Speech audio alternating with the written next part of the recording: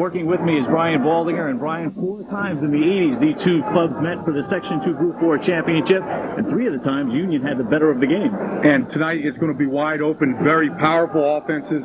We look for a very competitive game from both schools tonight. One of the different factors from those meetings back in the 80s is a brand new head coach for the Union Farmers. That is John Jet Johnston. Yeah, Coach Johnson, his first year here with Union. He's turned this program around right now. They're riding a 6-game winning streak.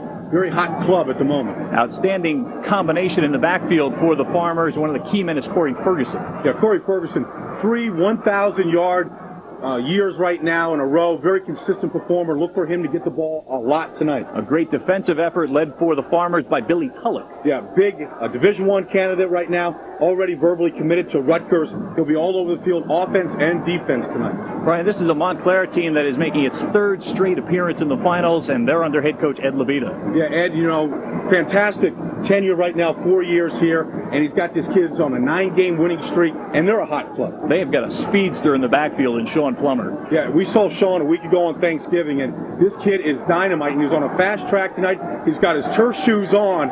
He's ready to get running here early. And at linebacker, they have a great one. Ron Cook is all over the field. Yeah, we saw Ron again last week also, and he's committed to Virginia Tech. He's a Division I player, and he's their playmaker on defense. So look for him. Number 5 all over the field. 2 great running teams tonight. One of the key surprises, Brian, real quick, Union might throw a little bit of a surprise at Montclair, going back to an old offense. Yeah, the wing T. They came out this year, tried to establish the pass a little bit. That's not their game plan. Their signature right now is to run the football. Little wing T, little Army style right there. Look for it tonight. Kickoff coming your way in just a moment. It's Union and Montclair for the Section 2 Group 4 State Championship. We'll be right back.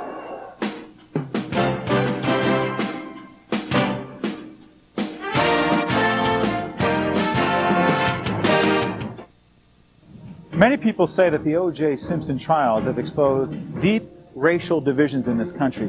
I'm Steve Adubato. Join me for a very special edition of our Sunday night show at 8 o'clock this week, where we'll talk about race and race relations. Can we get along? Can we talk? Why is it so uncomfortable for us to talk about these things? It's one of those programs you just can't afford to miss. Race and race relations this Sunday night at 8. Be there.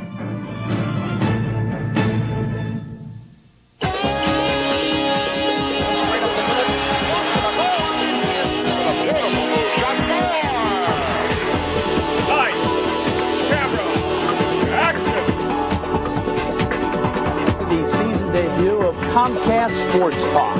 On Monday, Tuesday, Wednesday, I'm Mary Amoroso, and this is Comcast Family Talk.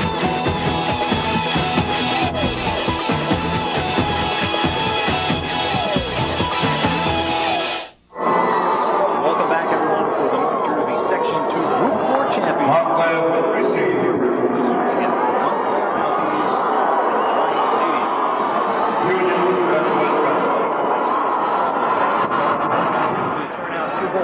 Tonight. Yeah, it's a dry field right now. It's dry outside. It's crisp. It's cool.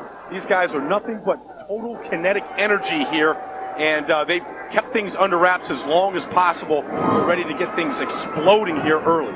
Let's introduce you to our officiating crew for tonight's contest. It is Jim Daly's crew. Jim Daly, the referee. Chuck Shipe is the umpire. Ken Drack is the linesman.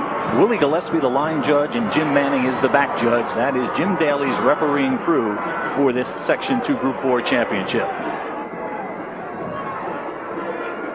From 82 through 85, Union and Montclair met for the Section 2 Group 4 state championship 3 times. Union came away as the victor. Montclair hoping to turn the tide on that result with tonight's contest. Montclair, as the higher seed, is designated as the home team for tonight's football game. Najeem Calhoun for Union. Union wearing the road white will be kicking it away. And 3 men are back deep for the Mounties. Number 3 in the middle of your screen is Sean Plummer, and he has a world of speed. And Brian, that will just be magnified here on the turf. Yeah, I talked to Sean before the game up in the bubble, and he's got his turf shoes on. He's spatted up. He looks like a track athlete out there. It's going to be a fast track for him this evening. Calhoun ready to kick it away. Strong left-footed kicker. And we are underway. It is a short kick, mishandled by Montclair, and Union recovers. Union recovers the opening kickoff. I don't think Calhoun planned that. He got a bad kick. Montclair wasn't ready for it, and the Farmers had the first huge break of the football game. Yeah, and I think Ron Rogers was up in the front line. I think that Calhoun just shanked the kick, and Rogers, who was kind of dropping back to block, it hit him and it bounced off him. A totally unexpected play and a big turnaround and turnover for Union right off the bat. Unbelievable start for the Farmers. They will take over at the Montclair 38. Nick Baroni is the quarterback. He is a senior, standing 6'3". He's a lefty. I formation for Union.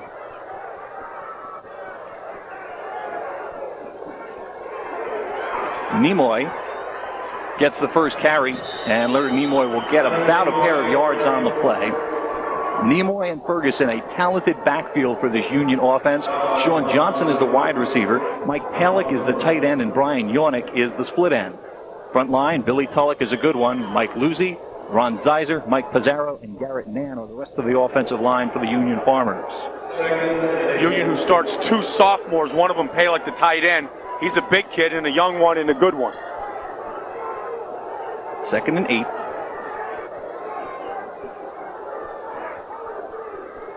Again, Nimoy gets outside. Williams misses him. Tyree brings him down, but it's a first down for the Farmers. Damon Williams missed him, and David Tyree had to run him down. So Leonard Nimoy with 2 carries. Watch him get outside on this play. Yeah, and you know what? When you're running on a turf like this and the guys feel faster, it makes tackling in the open field that much harder to do. And right there, you saw a prime example. Very difficult to bring down a big guy on the move with that kind of speed one-on-one. Nimoy with 22 carries and 172 yards in the semifinal victory against Elizabeth. Ball mark at the 24-yard line. That's where Union has it, first down. Baroni looking to throw. Looking to the sidelines. It is incomplete. Little surprised that Nick put that ball up and that Coach Johnson decided to go to the pass early. Defensively for Montclair, Darius Garnett getting a start at defensive end tonight. Rogers and Stanley the tackles, David Tyree the other end. The linebacking core, and it's a good one, of Ron Cook, Corey Bober, and Chio Johnson. And then the 4 deep secondary for Montclair has Anthony Perna and Damon Williams at the corners. Dunneman and Liggins are your Montclair safeties. 2nd and 10. Great linebacking core for Montclair, especially Ron Cook.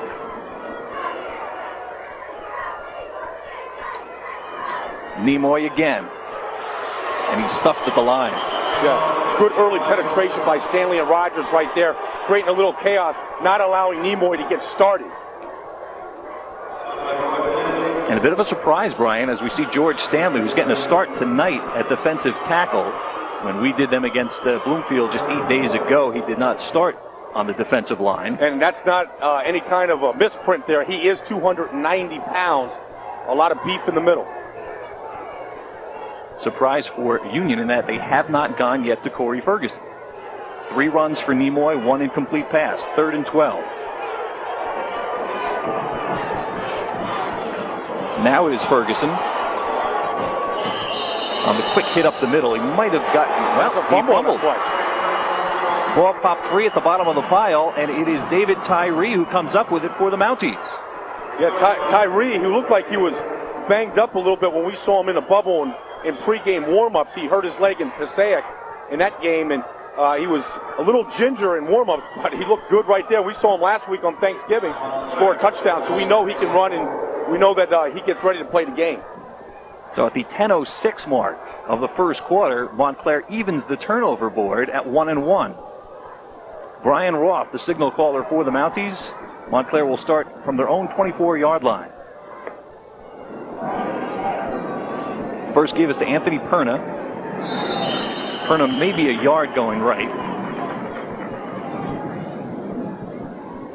Perna starting in place of Anthony Nesbitt, the normal fullback, and didn't really get the story from the players or the coaches on what happened with that ball. But Perna will see action tonight, as will Ron Cook. There is Brian Roth. Brian, a junior quarterback, goes 5'8", 160. Has thrown 10 touchdown passes this year. His brother Bill was an all-conference offensive center last year.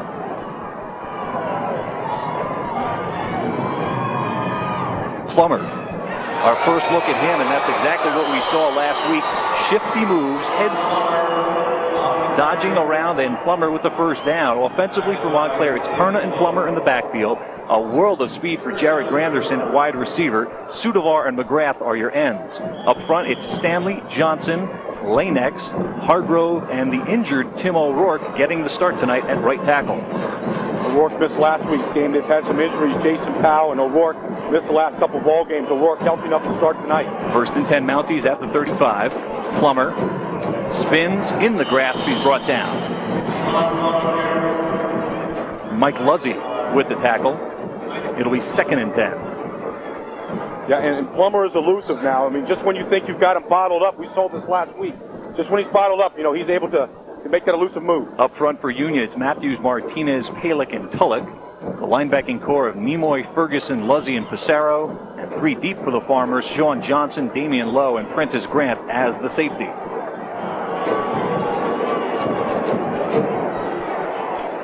Roth pitches to Perna. Perna coming left, gets a block from Granderson, and is forced out of bounds at the 40-yard line. 8:32 to go in the first quarter. Scoreless here in Giant Stadium in the NJSIAA Section 2 Group 4 Championship game. Damon Lowe with the hit. Lowe getting a start tonight. This is just a pitch, and Granderson is the wide receiver with 10-9, 100-meter speed out there in the corner, getting the block on Pissarro on the outside, which enabled Perna to get the corner. 3rd and 5 for the Mounties from their own 40-yard line. Flags on the play, movement on the line. It looked like Hargrove, maybe at the right tackle, might have moved a little bit early. Big splits by the Mounties on the offensive line, going double tight end. Change from 3rd and 5 to a 3rd and 10 for the Mounties. Third straight trip to the Section 2 Group 4 finals for Montclair. 3rd and 10. In 94, they defeated Randolph. In 95, they lost right here to Morris Knowles. And here they get a shot at the Union Farmers. Both clubs a little tight, a turnover for each team so far early in the game, and you got to kind of find a rhythm in these games that are very, very big, and there's a lot of excitement and pressure all week long. 3rd and 10. Roth rolling to his right. Tulloch after him. Throws for the sideline, incomplete, and that's what we told you about Billy Tulloch. He will pressure the quarterbacks. And he's big, too. He's 6'4", almost 6'5", with a big wingspan. He gets his hands in Brian Ross' face and really changes the throw. Ed Labita forced the punt on this 4th and 10. Corey Bober does the punting for the Mounties.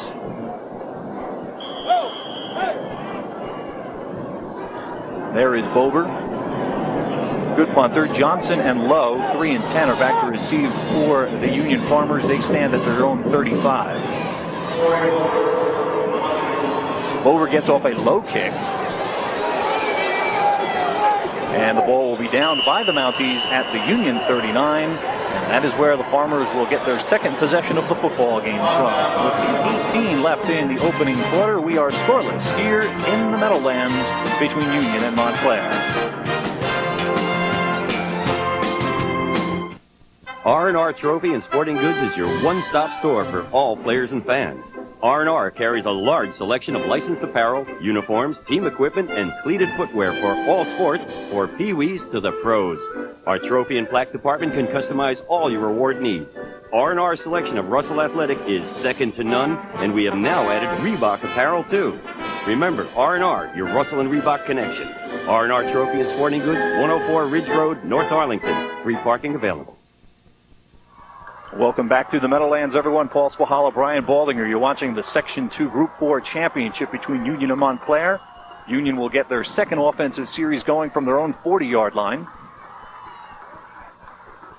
And boy, Brian, the defenses are tough tonight, at least in the early going. Chio Johnson, number 50, with the tackle. Yeah, both teams are really playing to run. They're stacking a lot of men in the box right now. I think Montclair has the advantage speed-wise in this game here this evening, and you get their talent and their skilled people out one-on-one in this open field, and I think they get the advantage. But up front right now, you've seen a lot of early penetration, bogging down the running attacks of both teams. Union comes into this game 8-2, winners of 6 straight since losing at Elizabeth. They repaid the favor in the opening round of the playoff by knocking off the Minutemen. Nimoy, sweep left, slips a bit on the turf. We've got a flag on the play. Ron Cook with the tackle after a gain of 2. I think they're going to get Prentice Grant, who was only outside in a wing position. I think they're going to get him from a hole on this play. You're going to back up Union here 10 yards. Montclair, the 1994 sectional champions, defeated Union in the semi, and then knocked off Randolph up in Randolph for the championship. Ed Levine, an impressive 34-7 in his 4 years here at Union. Had his game face on in the warm-ups up there in the bubble. Couldn't get too much out of Ed this evening. Flipping penalty call. Marks the ball all the way back to the Union 26. These are situations that both teams want to stay away from because neither team are very strong passing attack. Montclair a little bit better, I think, with Brian Roth and the receivers that he has. Nick Ferroni reading the play list off his wrist. Second and a long 24. Ferguson breaks the tackle, skips to the outside. Forced out at the 37-yard line.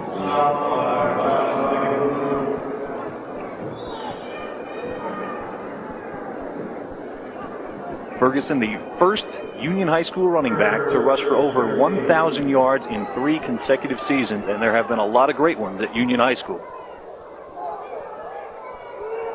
He's a big back, too, and he has the tailback type speed, a guy that can get the corner, can get in the open field, but runs very powerfully inside as well. 3rd and 13 for the Farmers. Fake to Nimoy. Ferroni looking to throw off the back foot. It's incomplete. Yeah, that was good coverage by Corey Bover out there on the outside on Corey Ferguson. I think it was Ron Rogers, number 64, who was applying pressure to Ferroni. Ferroni had to throw it off the wrong foot. Yeah, they had some play-action fake on that play where it looked like it might have fake reverse, but it didn't fool Rogers on the play. He didn't bite on it at all and put Ferroni under a lot of pressure. They tried to implement a passing attack early this season, Paul, without much success. And they realized that this game and their team and their signature is the running game, and that's what they've stayed with during the winning streak. You see Mike Passero, who is the offensive left guard, but he's also the punter. So, of course, he's got to switch shoes or redesign his shoe. Plummer back to receive for the Mounties. He stands at his own 25. So the officials gave Passero a moment to check the foot. Sideways kick.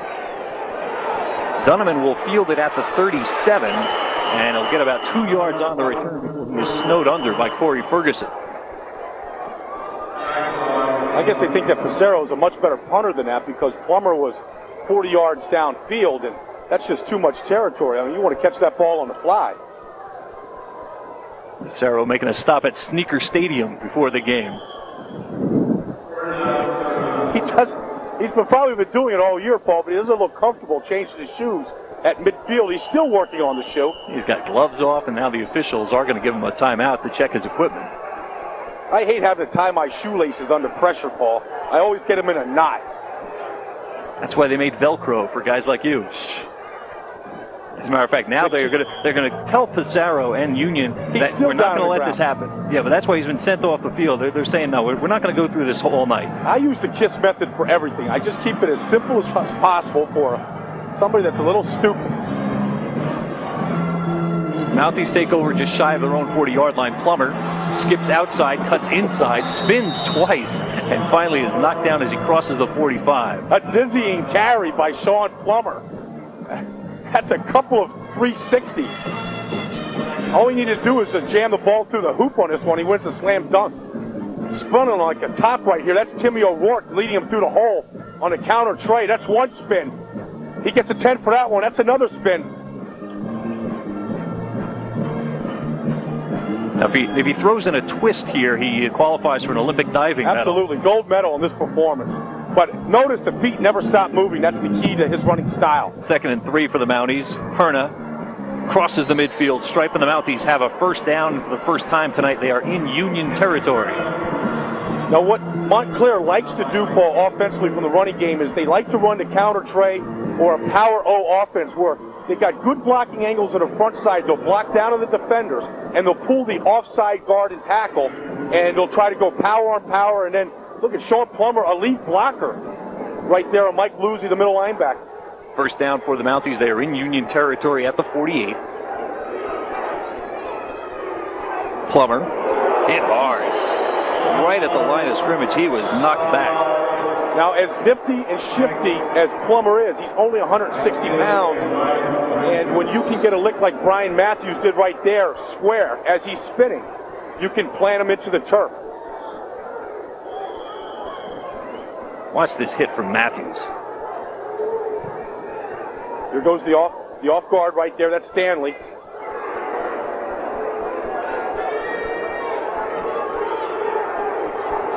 Welcome to the game, Mr. Plummer. 2nd and 9 for the Mounties to give to Plummer, again trying to get outside of Tulloch. And Tulloch, even though he doesn't make the hit, he strings out the play. We've got a late flag thrown in, and it looks like we make it a face mask against the Farmers. Yeah, but Plummer went down kind of awkward in that play, like somebody grabbed the bar of the helmet, but he's shaking his head. This might be coming back.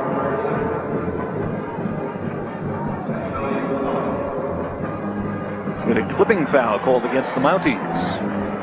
You know what happens is Tulloch really strings Plummer out on the play, and it changes the blocking angle of the wide receivers downfield, as instead of coming inside on a slant play, he's really widening it to try to go on the outside.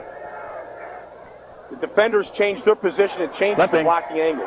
Against the offense. Flipping against Montclair, moves the ball back to their 37-yard line. Tell you the kind of pressure Billy Tulloch can put on. 1 minute, 30 seconds to go in the semifinal against Elizabeth. Elizabeth driving. He tips a pass. It's intercepted by Leonard Nimoy at the Union 15 to preserve the win and get Union here tonight. Yeah, Tulloch's got a good motor. He's relentless when he's pursuing an offensive player. 2nd and 25 for the Mounties.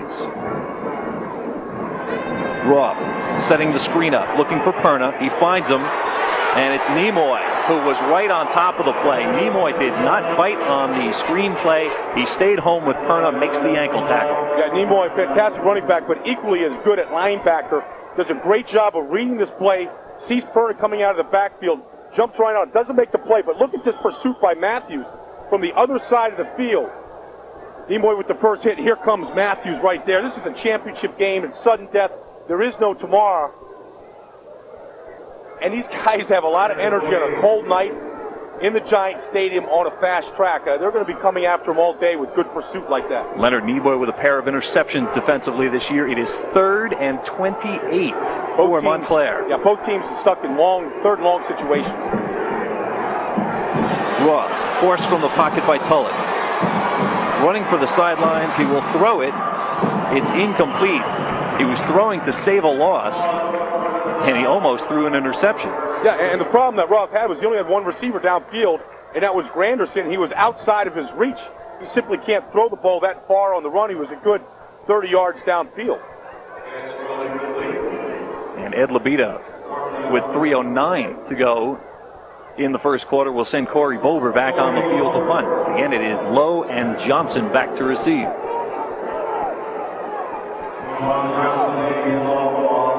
Much better punt this time by Bover.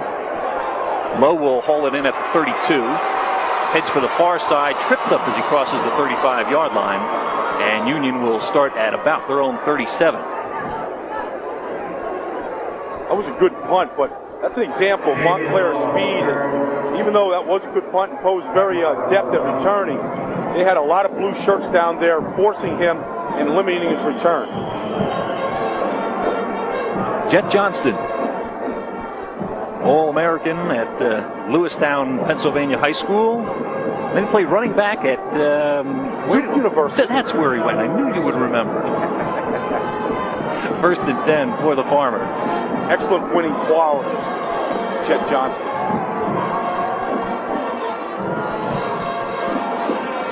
Ferguson up the middle, following Nimoy, bounces off a tackle. That is the strength of Corey Ferguson. He will bounce off tackles.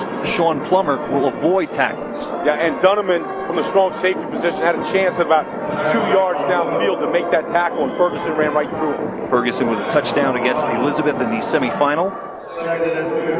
Now watch what he does here as opposed to what Plummer does. Both good styles. Look at number 1 coming in the picture. Here's Dunneman right there. He doesn't know where to go. He can't get low enough to get underneath Ferguson right there, and Ferguson runs him over. 2nd and 2.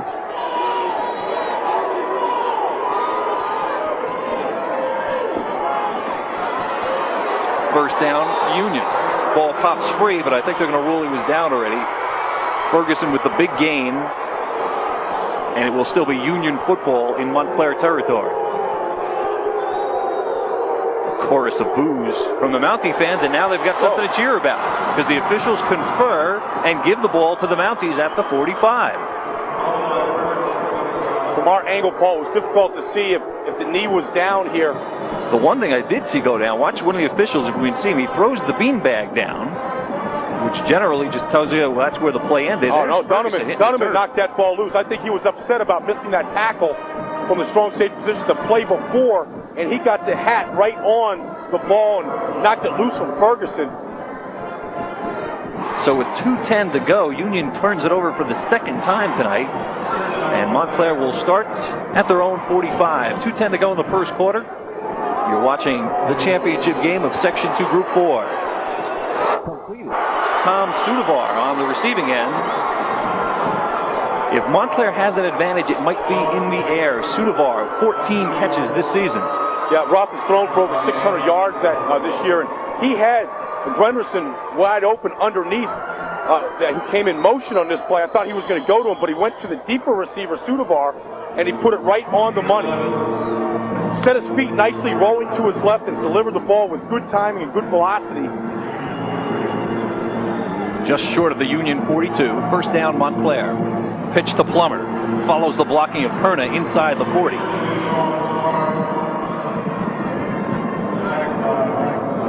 That's where Plummer, I think, is the most dangerous. On the pitch out like that, in the open field, one-on-one, he can make people miss. Incredibly consistent performer. 19 touchdowns in 95, 19 touchdowns in 96. All NNJIL first team running back last year. Probably will repeat that honor this season. 2nd and 7. Perna cuts outside a big block. George Stanley leading the way, opened up a big hole to the left side. Perna had been getting only about 3 carries a game, but with Nesbitt not playing tonight, Perna getting an opportunity early in the game to touch the ball on both the run and the pass. Well, you saw George Stanley work his man back 7, 8, 9 yards. Watch number 62. Yeah, we talked about Stanley right there. He charged a little cab fare on Matthews. He took him for a good ride downfield. Stanley at 290 pounds. And Montclair coming out in a power running attack, 2 tight ends. 3rd and 1 for Montclair. Plummer right into the middle of the line. It will be close. We may get our first look at the chains with 26 seconds to go. Running behind a talented senior left guard, Chio Johnson, right there. Also doubles as a middle linebacker. Ryan, tell us a little bit about this offensive line play for the Mounties. Yeah, this is just a power attack right here. They're doubling down on the nose tackle right there, leading with the fullback. And Plummer, nothing but just no dancing, no hesitation, just a hat right into the belly of that hole right there. Just trying to squeeze through. Stretch the markers out. No need to. See, no hesitation by Plummer on that short yard situation. And you see a lot of times talented tailbacks that like to dance and shift. They don't like to get in there for that tough yard like that. They'd rather try to avoid somebody. But from Plummer, knows the value of moving the chains, getting the first down, keeping the momentum going. Their deepest penetration here so far tonight. Good point. Now, he may do exactly the opposite right now on first down. On first down, he may take it into the belly, may see it close up, and may try to bounce to the outside. But on 3rd down, he knows what he has to get. Good point. Here we go for Montclair. 8 seconds to go in the first quarter. Let's see if Roth even decides to snap the ball. The play does get off. Fake to Plummer. Give to Granderson on the end around. Granderson, a speedster. He's inside the 20, 15. Grant finally pushes him out as he cuts inside the 10-yard line. And look who's the first guy down there to greet him, throwing a block downfield is Plummer. But Granderson, 10-9, 100-meter speed, and he gets on the outside. We saw him catch a touchdown pass that was called back last week. Watch the blocking of the line as they set up the end around. Oh, look at Tulloch right here. See? They're catching him right there, over-pursuing on the play. Everybody keying on Plummer, which is what a reverse is designed to do. Excellent call, excellent design. Now look at Plummer, number 3, trying to get a block downfield. Prentice Grant. And Sean Johnson finally pushes him out inside the 10. Montclair is on the move at the end of the first quarter with the score Union nothing, Montclair nothing.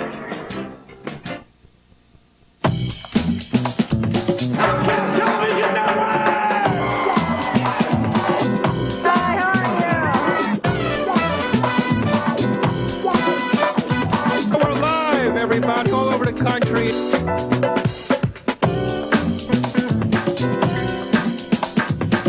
Comcast, how you doing?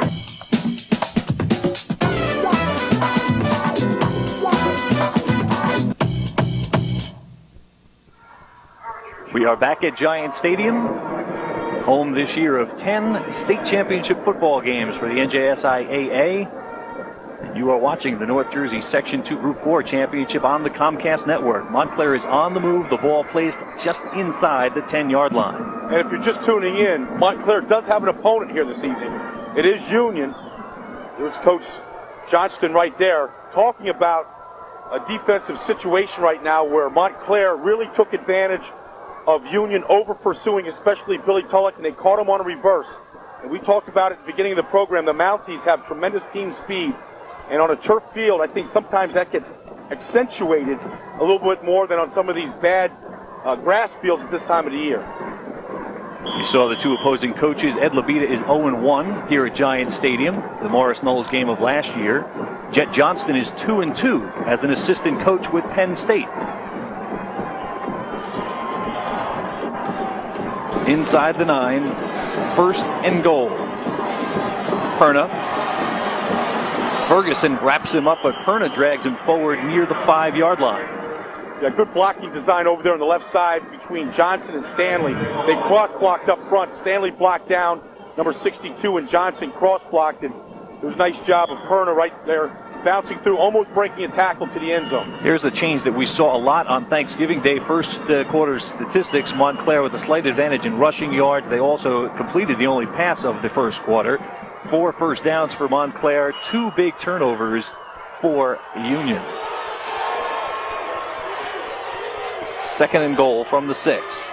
Plummer inside the 5 before he's pushed back. Brian, I was saying on Thanksgiving Day when we saw Montclair take on Bloomfield, Ed Labita often brought in Ron Cook as a blocking back. Cook is in right now. Yeah, extra blocker. You know, Cook is 215 pounds, just a bigger force at the fullback position. He didn't carry the ball that day. He was strictly a lead blocker up front. And right now, what you're seeing, the strength of the Union Farmers is inside. The defensive tackles and excellent linebacking play. Look for Montclair to attack the outside corners on this third down play. Timeout, Montclair. Nope. Now they're going to give it to Union. Jim Daly signaling for Union timeout with 10:58 to go in the second quarter. Montclair on the move. We are scoreless for the North Jersey Section 2 Group 4 Championship.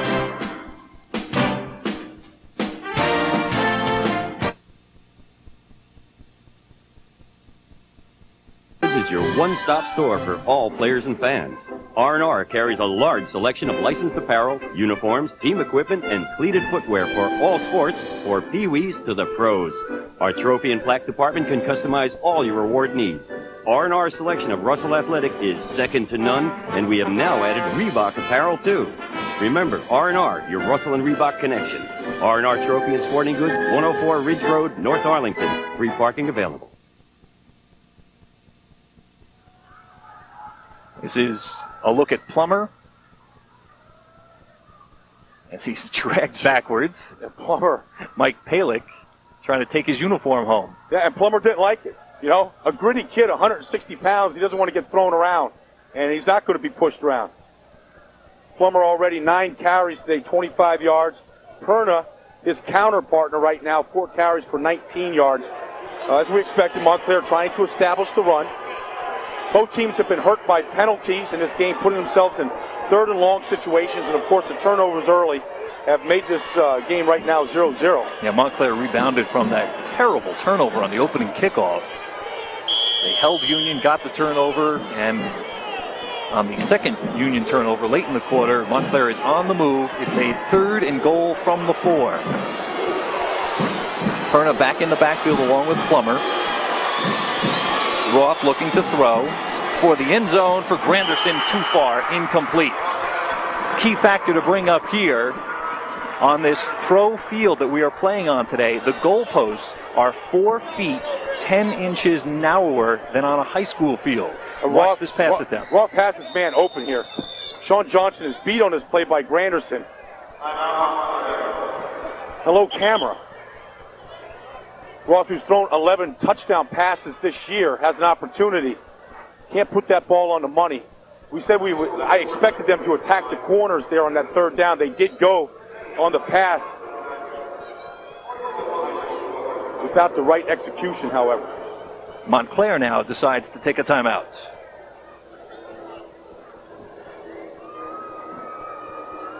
Union with 10 state championships to their credit, and they have always been one of the great powers in New Jersey high school football. And that tradition continuing tonight. We saw Union, a 5th game of the season this year. They were 2-2. It looked like they were struggling. A lot of people were questioning what Coach Johnston was trying to do, but I remember talking to him in that Plainfield day that day, Paul, and he said, this program had slipped.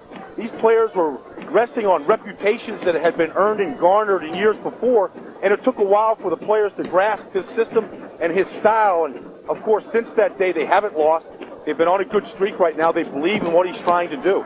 First title back in 1939 under Coach Harry Lake.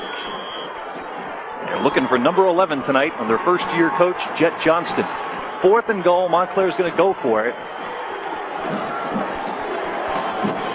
I think it's a good call, Paul. I really do. I think that, if they don't make it, it's a field position game at this point.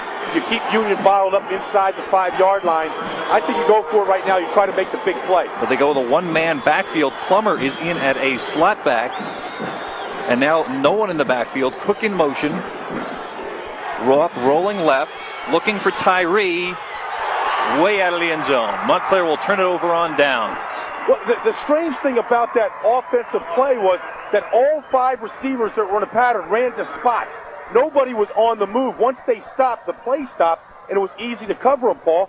I would have liked to see some kind of a crossing pattern or a pick where you can get defenders one-on-one and create an opening. And then that play right there, all the receivers, Tyree, Plummer, they all ran to a certain spot. He had good protection. He had time right here. And the pass well overthrown. He had 2 receivers in the area, but Brian Roth tossed it out of bounds, and Union will take over at their own 4. But now comes the situation that Brian was alluding to before. Montclair's defense may play a big part in this ballgame. Here comes Ferguson to the outside. Ferguson across the 15, dragged down by Dunneman. Big tackle by Dunneman, and Ferguson is hurt.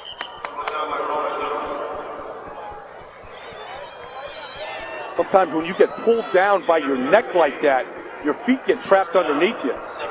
Big block by Nimoy right at the point. And Ferguson, inside, outside ability. Watch his legs underneath get pulled back right there. His right ankle. You see that happen a lot, Paul. But Ferguson, a big guy, he was able to shake it off. Watch again as his body is going to get pulled down, and that's an impressive ankle. Impressive, aggressive tackle from the strong safety position of Dunneman. From the 16-yard line, first down, Union. Huge first down game for Ferguson. And again, it's Corey Ferguson. This time tripped up in the backfield. Ron Cook headed to Virginia Tech. Yeah, going to be a Hokie. And Ron Cook is a guy that freelances a lot. He's listed as an outside linebacker, but he has a lot of leeway in where he gets to go. You see Ron Cook today blitz a lot inside. He has a good feel for the game. Right there, coming inside the guard tackle hole right there to make that play and trip up Ferguson. John Johnston coached at Penn State when they won the national championship in 1982. The Sugar Bowl.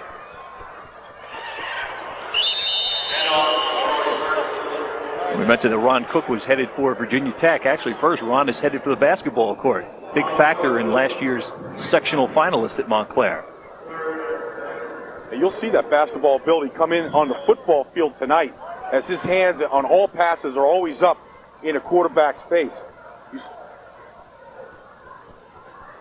Let's see, you can see a little bit of the orange that when they played Linden, and he knocked heads. A little bit of the black from Elizabeth. I know that.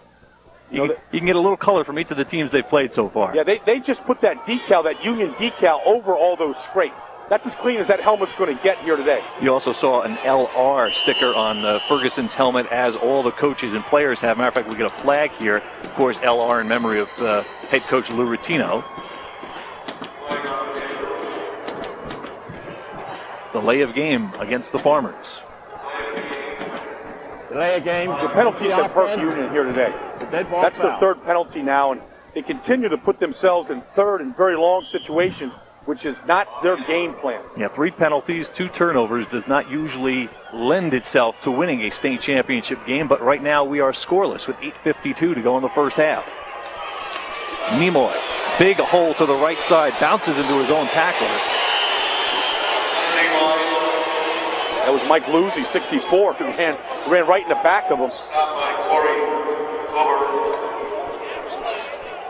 And Nick Ferroni's going to take a quick jog over to the sideline to get the play.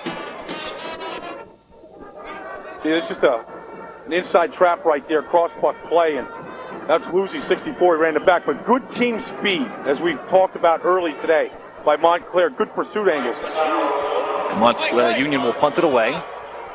Pizarro, standing at his own 2, gets rid of the gloves to field the snap. It's a low snap. He picks it up on a hop. He's going to try and run with it. He is going to be brought down short of the 10-yard line. A low snap for Pizarro.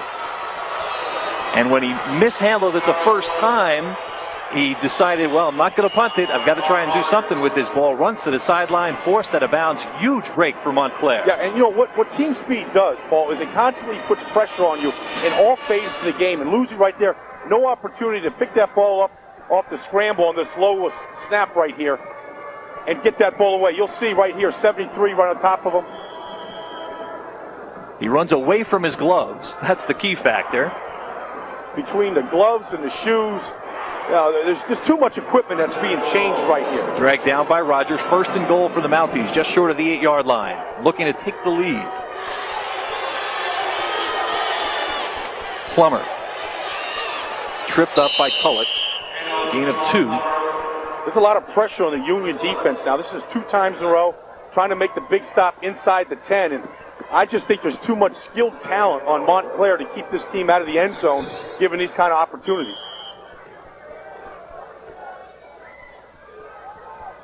Montclair was knocking on the door moments ago.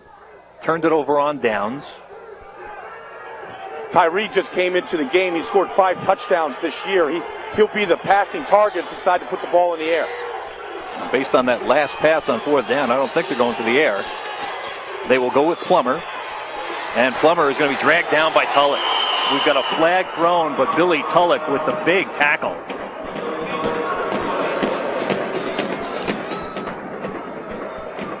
Montclair went to a heavy formation right there. They were overloaded to the right.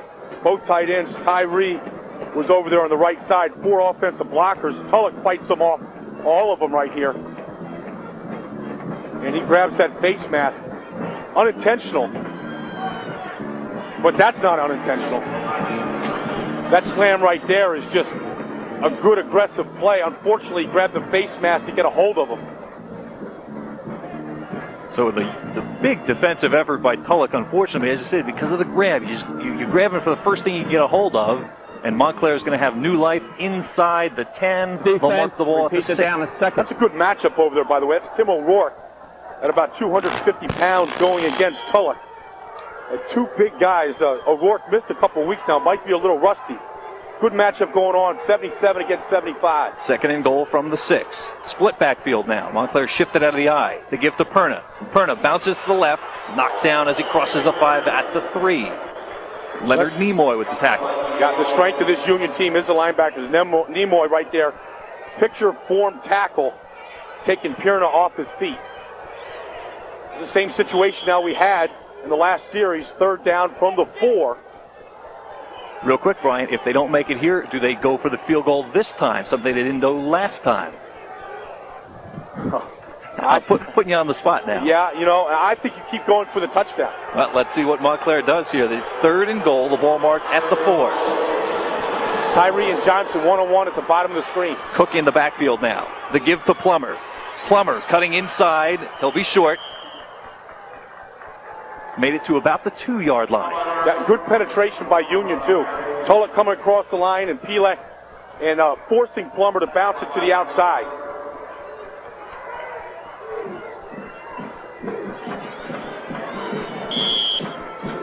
That's a good tackle by Lucy right there. Because Plummer's got a good head of steam. He's going north-south at that point. Freddie Brown gets cut off quickly. Fred Brown, who is the place kicker, is not on. Ed Labita has decided we're going again on 4th and goal. This time it's from the 2.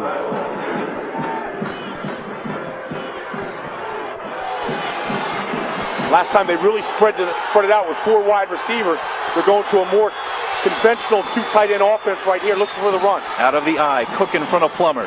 Pitch to Plummer. Trying to follow Cook. He slips on the turf. Union holds again. 2nd goal line stand for the Farmers. Yeah, and I talked with Ed Labita before the game about the wet turf, and I said it's going to be slick. You can't wear tennis shoes on this field. You've got to go with the turf shoes. Now, Sean Plummer knew that. He came out wearing and equipped with the turf shoes, but that was just a hard, aggressive cut. You saw the water slide out from underneath him like a squeegee, and it really messed up his cut right there. In defense of what you're saying, and I do agree with you, that's really the first player we've seen slip on the field tonight. But that was the hardest cut anybody's made here this evening. 2 times inside the 5 for the Mounties. 2 times they are denied on 4th and goal.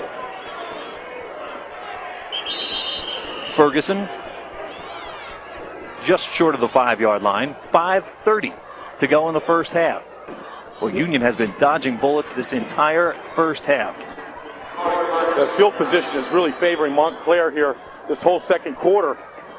Ferguson lining up the fullback position is so tight to the line of scrimmage. It's difficult for him to get any kind of speed up hitting the line of scrimmage, and Montclair's getting good penetration, really shutting him down inside right now. Yawnick split to the right, Johnson to the left. Ferguson, they string the play out. Shio Johnson with the tackle. Corey Bover out to help. Yeah, Montclair with a really stacked 5-man defensive line. Linebackers playing tight to the line of scrimmage, and they're just shooting gaps right now. You could Tyree lining up inside right there, just taking a gamble, getting inside, forcing Ferguson to bounce to the outside. Watch Ron Rogers, also 64, made a shot at the gap, forced Ferguson outside. And that's that speed I'm talking about. You see Ron Cook coming from the outside down the line of scrimmage.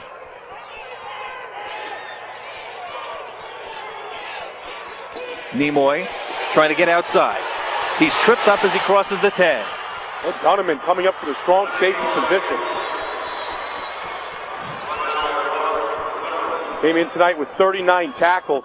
Very aggressive, and that's what you're looking for from the strong safety. A guy that can come up and freelance from the secondary and make big open field tackles.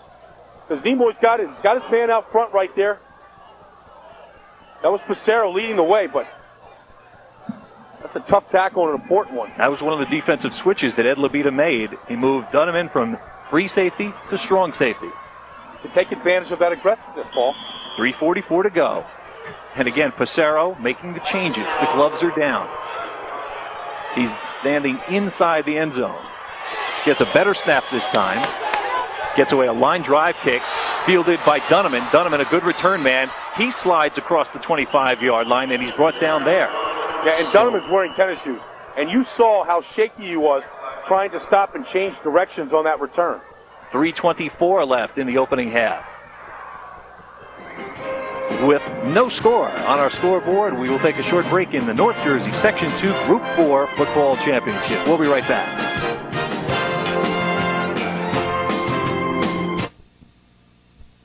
For 1 million cable television customers, we found a way to break new ground.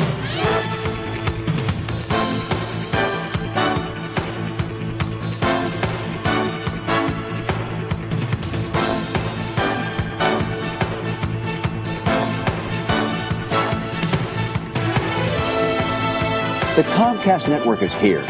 It will change the way you look at local cable television forever. Great job by Dunneman here, Paul, of catching this ball on the run, not letting it hit the ground. Watch, he's got no turf shoes on. He can't stop right there to cut. Roth looking in zone for Tyree. Touchdown. Montclair takes the lead on the 25-yard touchdown pass. Brian Roth to David Tyree for Tyree, his 6th receiving touchdown of the year.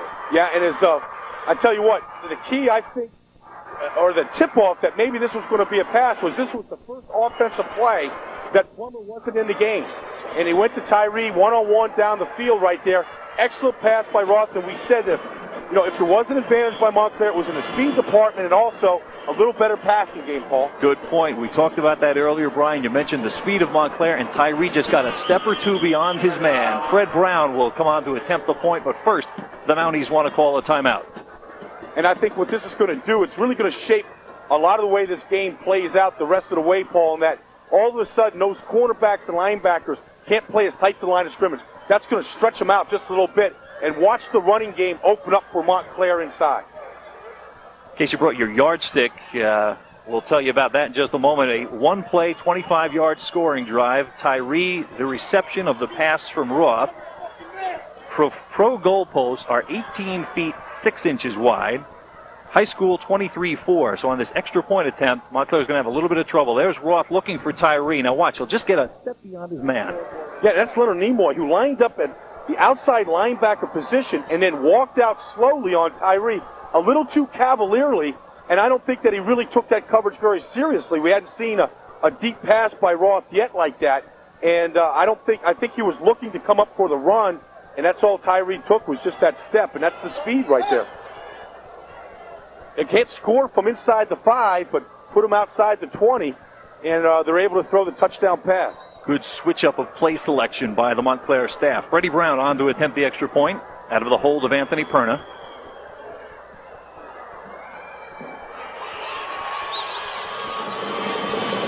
.6 Montclair lead, 3:19 left in the opening half. Perna gets the snap down, and the kick is good. Montclair leads 7-0 with 3:19 to go in the first half of this sectional championship. And let's see if he puts it right inside the trombone here in the end zone. Whoa. Here comes Sean Johnson trying to block that pass. And, you know, if you want to see how much an effort a team is giving you on any single point in the game, watch the special teams play, especially field goal extra point. Sean Johnson laying out to try to get a finger and block that pass. He ends up hitting the kicker on the play. Surprised there wasn't a penalty levied for that hit. Although it was unintentional, he still got Perna on the kick. Mounties with the early 7-0 lead. They get on the board first, which is unusual for Montclair. 6 times this year they've come from behind to win football games. They are on a 9-game winning streak since an opening day loss to St. Joe's of Montvale. Prentice Grant back to receive. Grant standing at about the 8th. Union really needs to get some field position. They have had none on offense in the second quarter. A good kickoff return right here, I think, would give them a little bit of momentum. Brown's kick short. Nimoy will haul it in at the 18-yard line. Nimoy cuts across the 30, cuts an open field. Brown misses him, and then he's dragged down from behind by Josh Liggins. And just what you said, Brian, Union needed the big punt, the kickoff return to get a little momentum, and they got it from Leonard Nimoy. They needed to get out of that inside that 20-yard line area, and Grant really wants to catch this pass, but Nimoy wants it too. Usually let the back man come up to take it, but Nimoy, we know, over 1,000 yards this year, doing what he does best in the open field. The best run by a Farmer all day, and nothing can stop the momentum of another team quicker than a good kickoff return. Montclair with 117 total yards. They've had the ball the majority of this first half to give to Nimoy. Fresh off the kickoff return. Nimoy carries it 4 yards to the 40. And Brian, I agree with you on those kickoffs. Usually the back men get a chance to return it, but Nimoy said, wait a second, I've got over 1,000 rushing yards this season. I've got 13 touchdowns. I'm taking the ball. Yeah, well, I mean, they've got him in the right position. Prentice Grant with the good footed speed, but you got Nimoy up there for all the short kickoffs and not much hang time on the kick. Good return. Second down for the Farmers. Ferroni hit on the handoff. The ball pops free. Looks like Union might have gotten the ball. Yeah, that's Billy Tulloch, I think. Very, very aggressive and alert. Falling on the ball. That was Garrett Nan. Garrett Nan. The other end.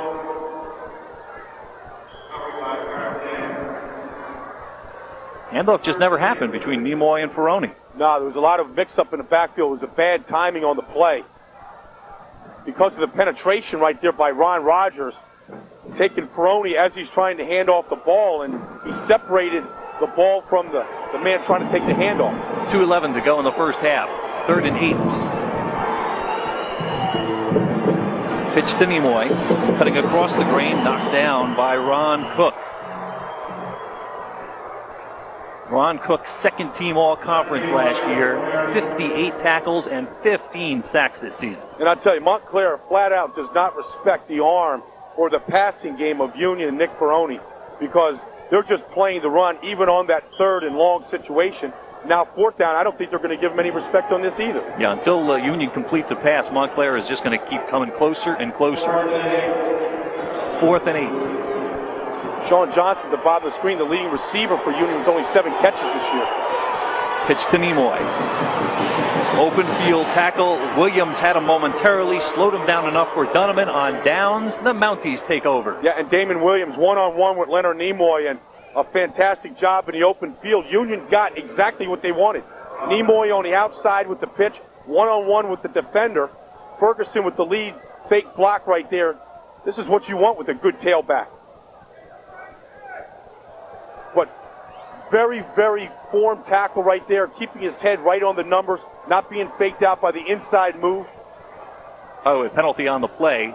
Holding against Union naturally declined because on downs, Montclair will take over. 1:21 to go in the half. Montclair leads 7-0 on a 25-yard touchdown pass. Brian Roth to David Tyree.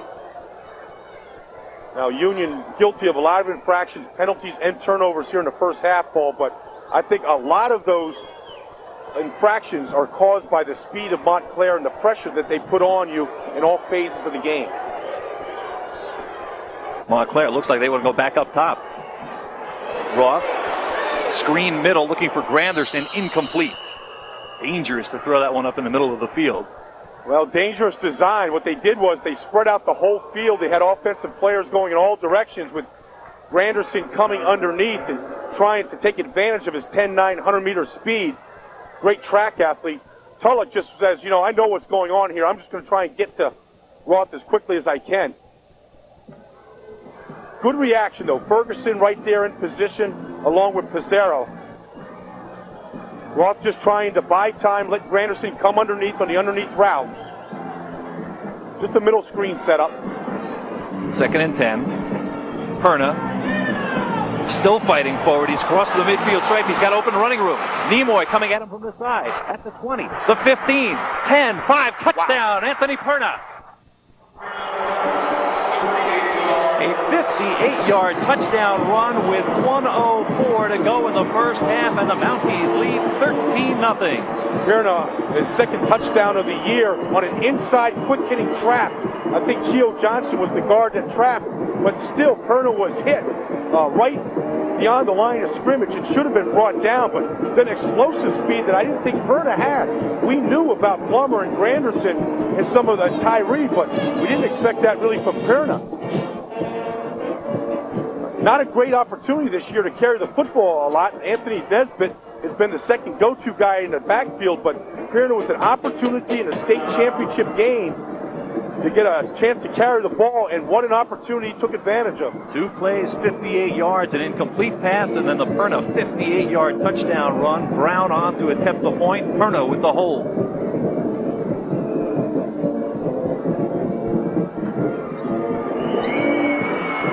14-0. Montclair leads with 1:04 left in the opening half of the Section 2 Group 4 Championship.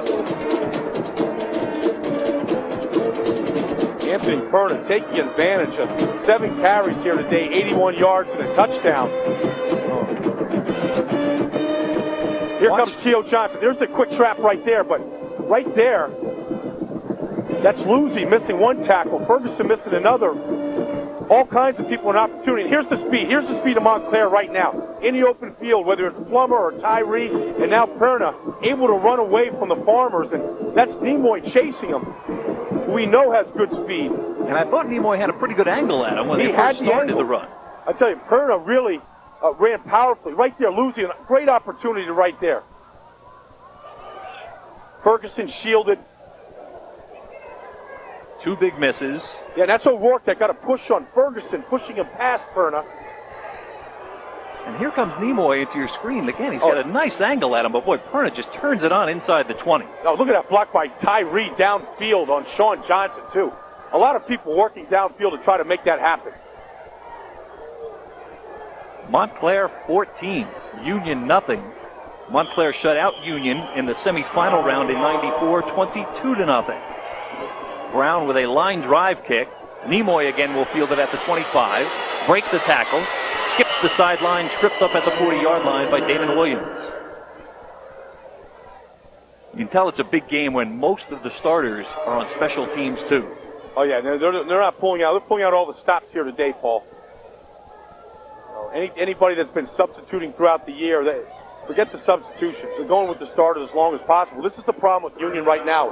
With 58 seconds to go, good field position to start your drive, not an explosive offense. Ball controlled, 2-back running offense. Not good at putting the ball in the air. Although Coach Johnson thinks Ferroni has good skills. He's a big kid, 6'3", 213 pounds with a good arm. This is not the offensive set to open it up, though. They are packed in close. They give it to Nimoy. I think Jet Johnston and the Farmers are going to be happy to go into the locker room down 14. They don't want to risk the interception. Boy, Montclair, after stalling twice inside the 5, bang, bang, 2 quick touchdowns. Yeah, this game could be close to being a blowout right now. Now, interestingly enough, it is Union that uses their second timeout of the half. They picked up 8 yards there. Maybe they feel with 43 seconds to go, is there a play in the back of the playbook where we can hook up for a quick strike? Paul, you got to take advantage of whatever, you got good field position right here. You can't play conservative right now down 14 points. I think you've got to put the ball up in the air. They tried the first part of the season, first 4 or 5 games, to really implement a passing game. They didn't have success with it. They went away from it. They stayed with their strength. But when you're down 14 in the championship ball, you've got plays in your playbook to get the ball to Johnson or to Yannick, and you've got to try to do that right now. Union with 1 timeout left, Montclair with 2. You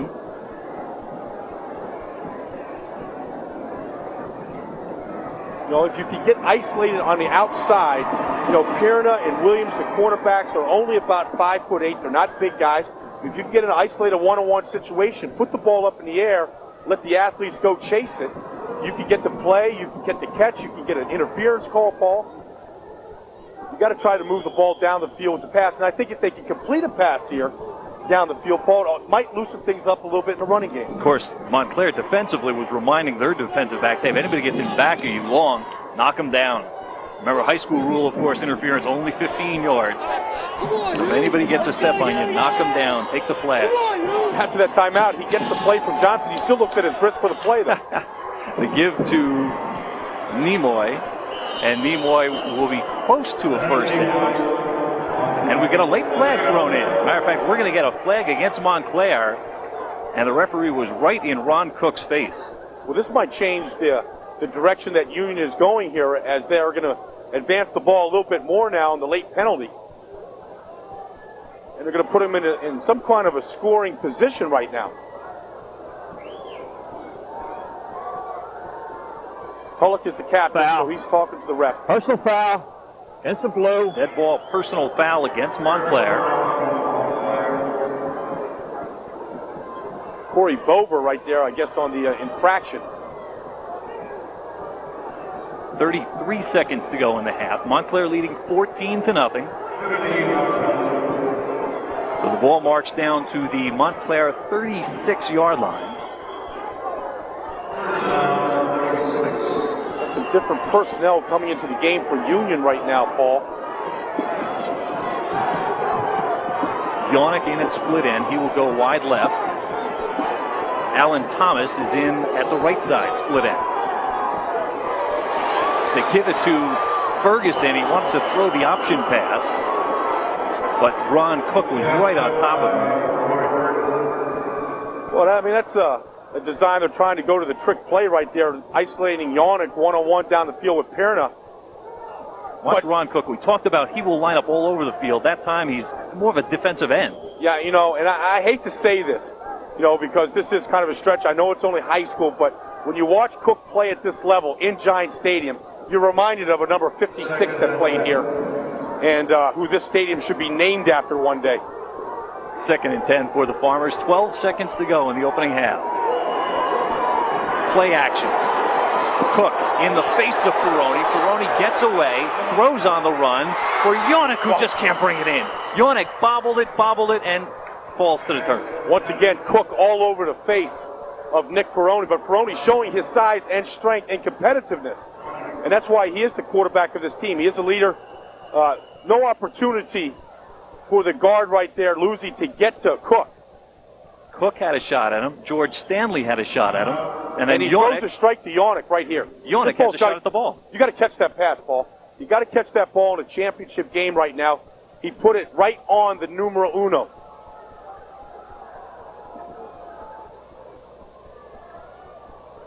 After all this work by Ferroni.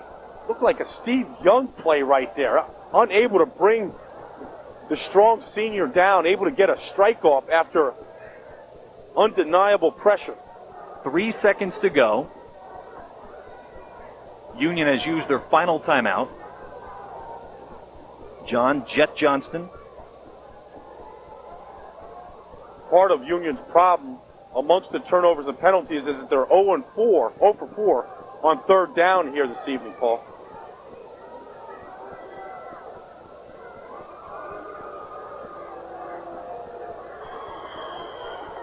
The big factor so far, though, Union has not been able to play their game here this evening. The running game has been bogged down under constant pressure by the Mounties. 3rd and 10. 3 seconds to go. Hail Mary coming. Ferroni airing it out long. Damon Williams almost tries for the interception. And it is intercepted by Montclair at the 5. Somewhat moot point as Robert Donovan does intercept at the 5-yard line as time runs out in the first half with the score. Montclair 14, Union nothing in the North Jersey Section 2 Group 4 championship game. We'll take a short break. We'll be back with some halftime highlights right after this.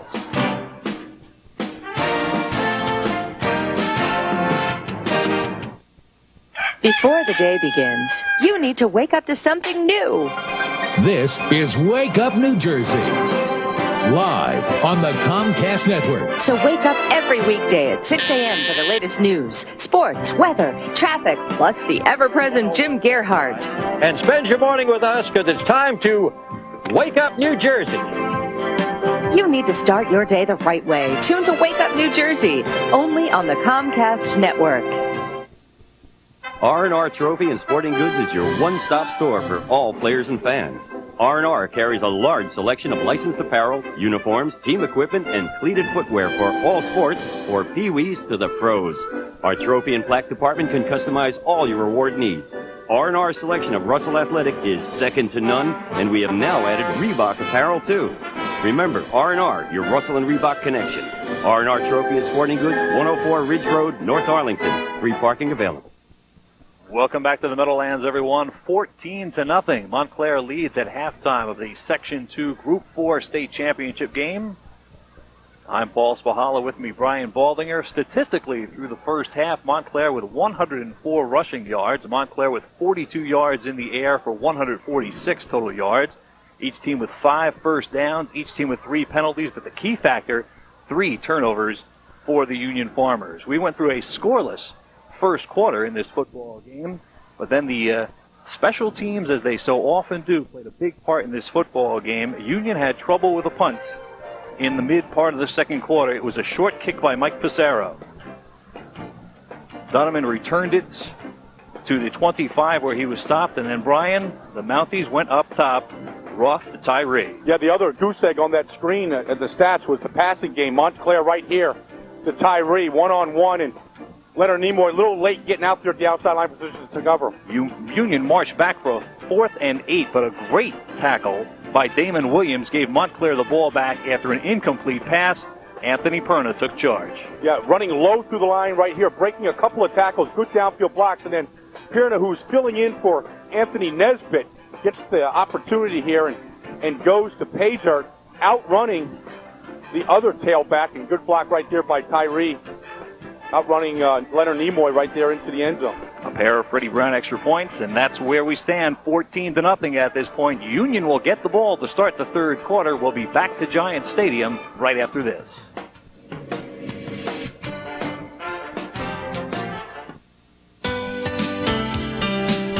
Hi, I'm Paul Dillon of Comcast Let's Cook. Each week on Let's Cook, we do new and exciting food. We have a taste for everybody.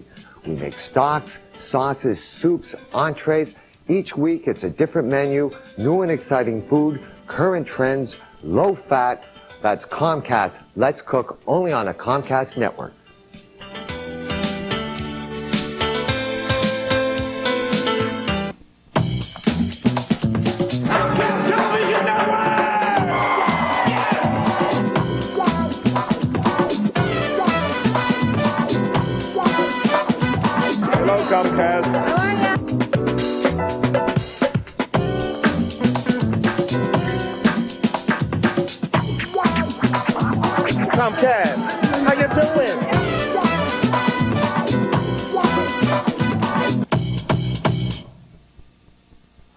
Welcome back to Giant Stadium in the Meadowlands for the NJSIAA Section 2 Group 4 State Championship. It is Montclair 14, Union nothing at the half. I'm Paul Spahala, with me Brian Baldinger, and Brian, Union gets the ball to start this second half, and boy, they had better move the football. No question about it. It's got to start on a good kickoff return. We saw that do that in the second quarter. They weren't able to capitalize, Paul. This is a senior-dominated team, and it's going to be their seniors that have to step up to get them back in the game. Prentice Grant, number 5. Sean Johnson, number 3, back to receive for the Farmers. Freddie Brown will kick it away for the Mounties. Leonard Nimoy have had both kickoff returns so far for Union for 53 yards here this evening. 24 minutes of high school football left in this Section 2 Group 4 championship. The game so far dominated by the Mounties.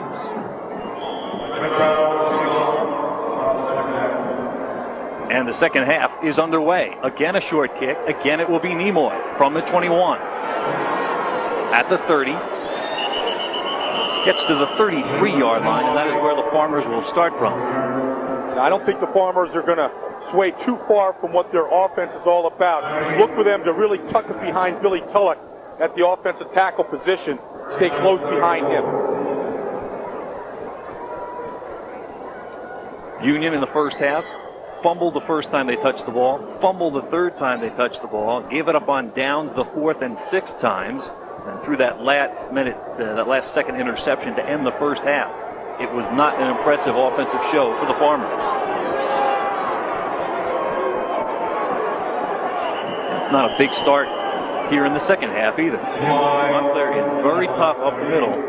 And we've talked about speed all night, Brian. They've got the speed to contain Union, and Union's not even trying to penetrate the outside. Yeah, we haven't seen Ferguson or Nimoy really get loose here this evening. And, so much of it has to do with the pressure that they apply up front. But I think that Union know this is the second half. This is all there is to it. And I think it's going to be the extra effort up front. If Union's going to get tracked, that's what's going to happen. 2nd and 8 out of the eye. Nimoy bottled up right away. They just can't get going. Ron Rogers is in on the tackle. Rogers having another good game. That's Jason Poe, number 73 from Montclair as well. They've been missing Jason Poe and Timmy O'Rourke the last couple of weeks, and those are two key linemen that they've gone on without and successfully done without. But with the two key seniors up front right now, it's really helped them on the line play. 3rd and 10 for the Farmers.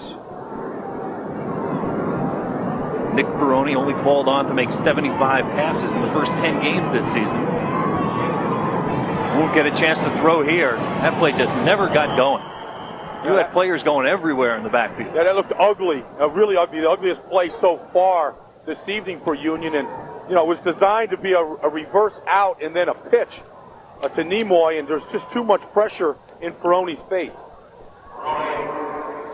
4th and 13, and here's another factor of the ball game that's been a sore spot for the Farmers. Passero goes back to punt. He had one short punt. We showed you that on the highlights. He had one punt where he never even got it off because of a low snap. Dunham back to receive. A low kick this time. Almost blocked. Plummer will field it at the 42. Changes direction. Slips and falls. Drops the football. Still free.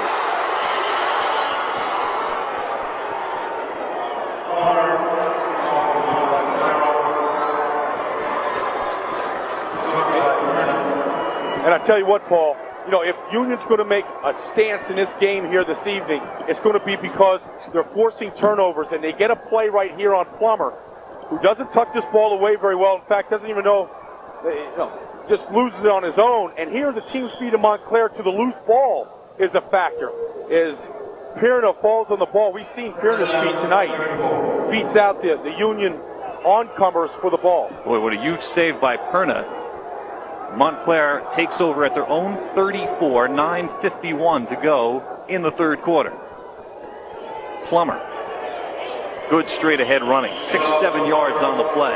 And that's the guys I'm talking about. Jason Poe and Timmy O'Rourke. These guys are back in the lineup after a couple of weeks off with some nagging injuries. And you saw tremendous surge on that power O play, pulling the backside guys.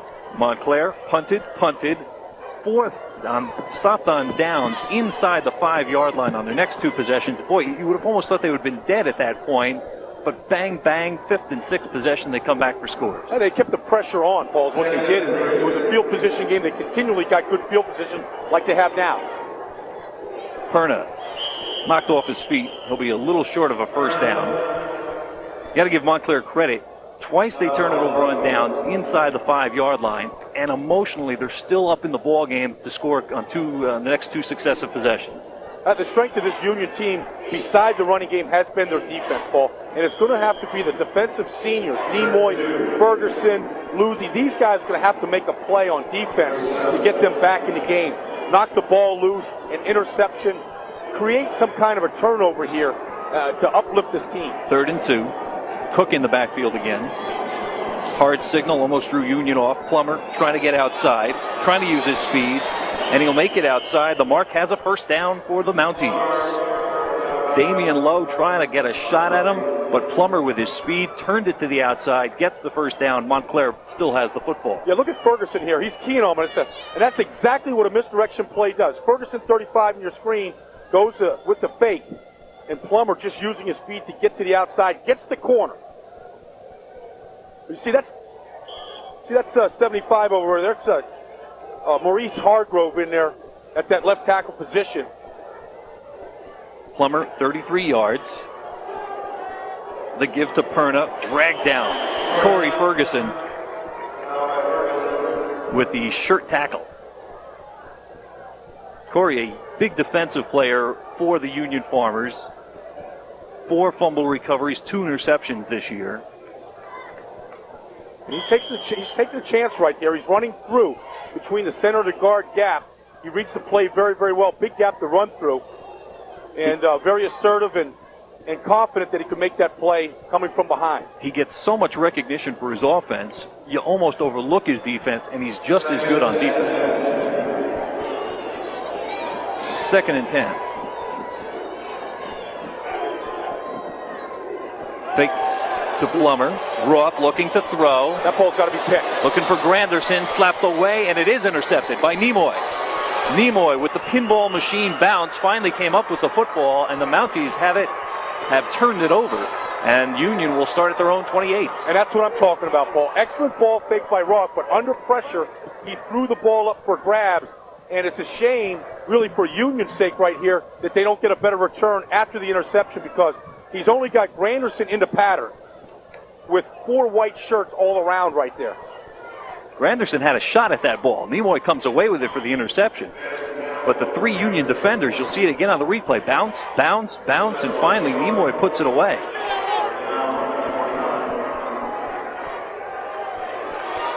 Farmers start from their own 29. Nimoy trying the left side, and Dunneman comes up real quick. You know, this offense is just right now, I know it's a power game. This is what they've won 8 games with this year, but they've got to spread out the Montclair defense a little bit. They're just too tight right here. Yeah, this is Prentice Grant at the wing position. He's going to try and get some pressure. You know, this is just a very tight, conservative offense right here. Everybody's boxed in. You can see the Montclair defense cornering them in. 2nd and 10. Flag on the play. Ferguson tripped up. The flag went flying at the feet of Billy Tulloch, who was at the right tackle. And he was on the ground, kind of in an awkward position. We're going to get some kind of a hold here.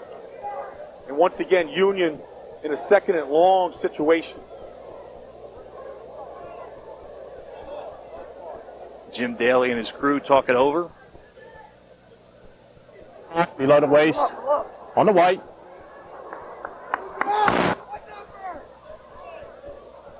And the Farmers just can't get something going today. That is going to cost them more yardage with the penalty. John Johnston looks up at the clock, wants to check out how much time to go. John, it's 6 minutes, 50 seconds to go in the 3rd quarter.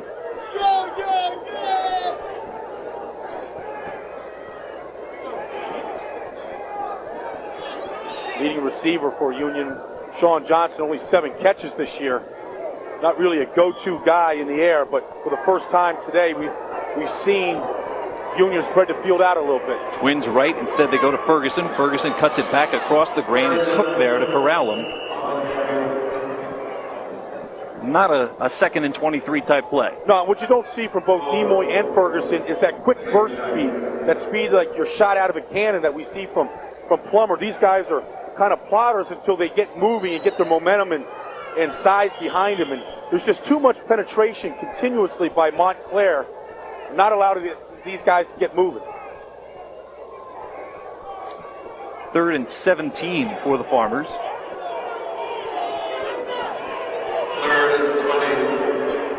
3rd and 20. Peroni looking to throw for Ferguson.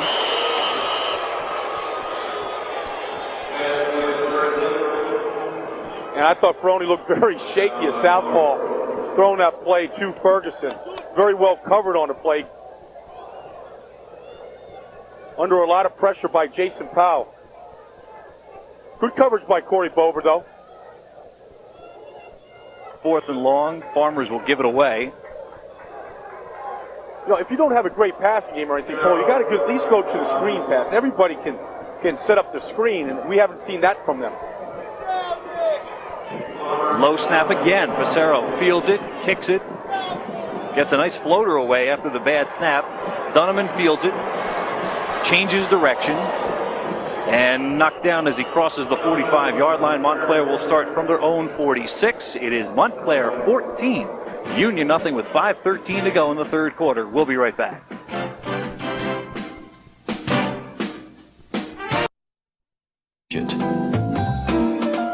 Our family can save money and be thoroughly entertained. Definitely worth it. Delay on the field as we talk over a penalty on the previous punt. Montclair leads 14-0. 5:13 to go in the 3rd quarter. The officials sorting it out with both sides. Yeah, and when you've got Rob Dunneman and Sean Plummer back there returning punts, you want to give these guys every opportunity, you know, to be able to take one back. There's just too much talent back there.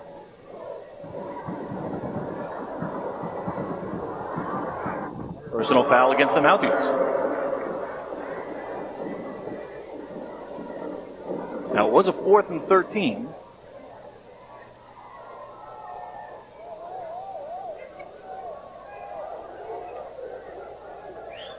Yeah, I see Nick Ferroni putting this one all the way off for a first down for Union. Yeah, Nick Ferroni putting his helmet on, talking to John Johnston, getting the play to start this next series to get a break. And, you know, what we've seen is that really Union cannot move the ball against Montclair so far today.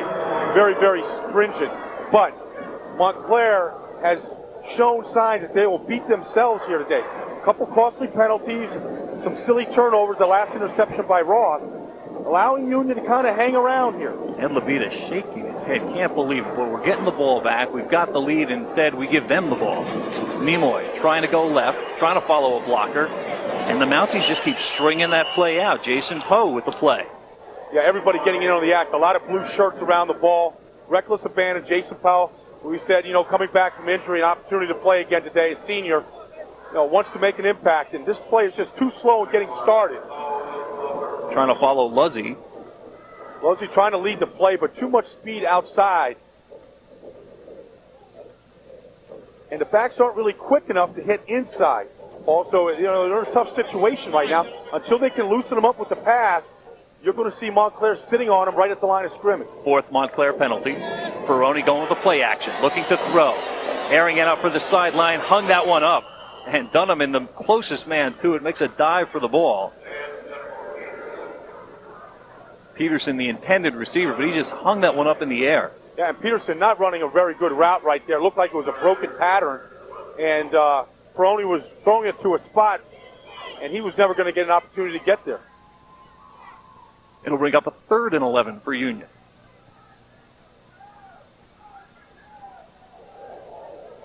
Brian, we saw Union 6 weeks ago coming off a loss at Elizabeth.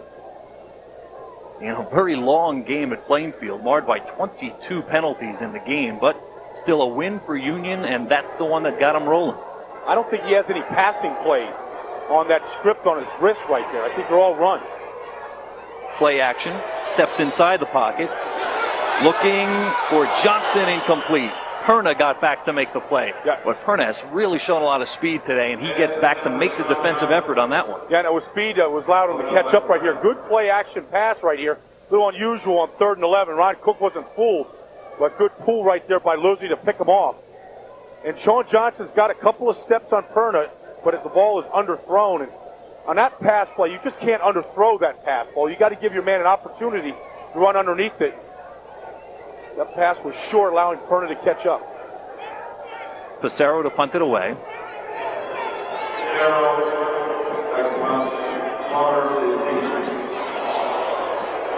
We've got a flag on the play. Fielded by Plummer. And Plummer is brought down by Wayne Peterson at the 32. Again, we've got a flag on the play, and we'll have to sort this one out. The Comcast Network continues its 76-game college basketball coverage on Tuesday at 7. Catch freshman sensation Tim Thomas and 5th-ranked Villanova when they meet Ivy League power Penn at the Palestra. The Comcast Network brings you exclusive coverage of the Big 5 opener, Villanova Penn, live Tuesday at 7. Under a lot of pressure, Ron Rogers comes into the screen, 64. That's his best punt off of the day here. Plummer on the receiving end. I'm surprised Montclair is doing so much of his cutting on the punt returns, considering they've had players slip so much. Yeah, and Billy Tulloch right there, the senior captain, all over Plummer, forcing him into a different direction.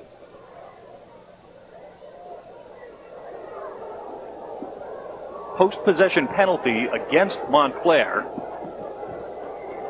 Montclair's really hurt themselves today with some costly penalties, costing them some field position. All right, it's being called a procedure call against Union.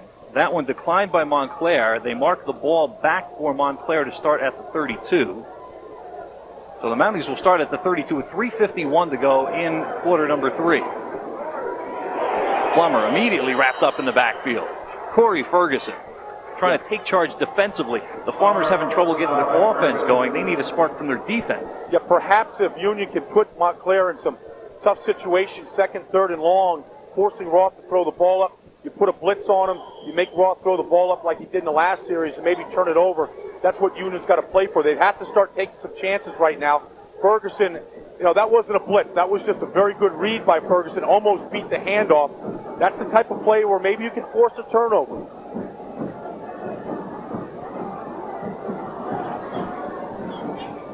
2nd and 12 coming up. Quick toss for Roth to Granderson. Granderson drops it. It's being ruled incomplete. Incomplete pass. The forward pass. But suddenly Montclair looking a little shaky with the ball here, Paul, in the third quarter. Opportunities here to put this game on ice. All kinds of opportunities in the second quarter down there inside the 5, not able to take advantage of it. Here in the third quarter, a little sloppy with the ball. And Union, if they can catch a break right here, get a quick score, they can get some momentum, kind of get back in this game. That's what they got to bank on right now. 3:01 to go, third quarter. Montclair 14, Union nothing. Montclair scoring twice in the second quarter on a Roth to Tyree 25-yard pass and a 50-yard run by Anthony Perna. That's where we stand. 3rd and 12. Granderson in motion. Play action, fake to Perna. Roth across the middle, completes it. Sudavar on the receiving end. Yeah, that was a nice pattern by Sudavar, and really a nice complex offensive play right there where Granderson went in motion. They ran kind of a triangle flooded the zone, and Sudavar came open. Very good pass, and excellent hit by Sean Johnson. But Sudavar able to hang on to the ball over the middle, knowing he was going to take a shot. But that was the best pass by Roth all day. Get the chains out for a look at the measurements. Tom Sudavar with the catch.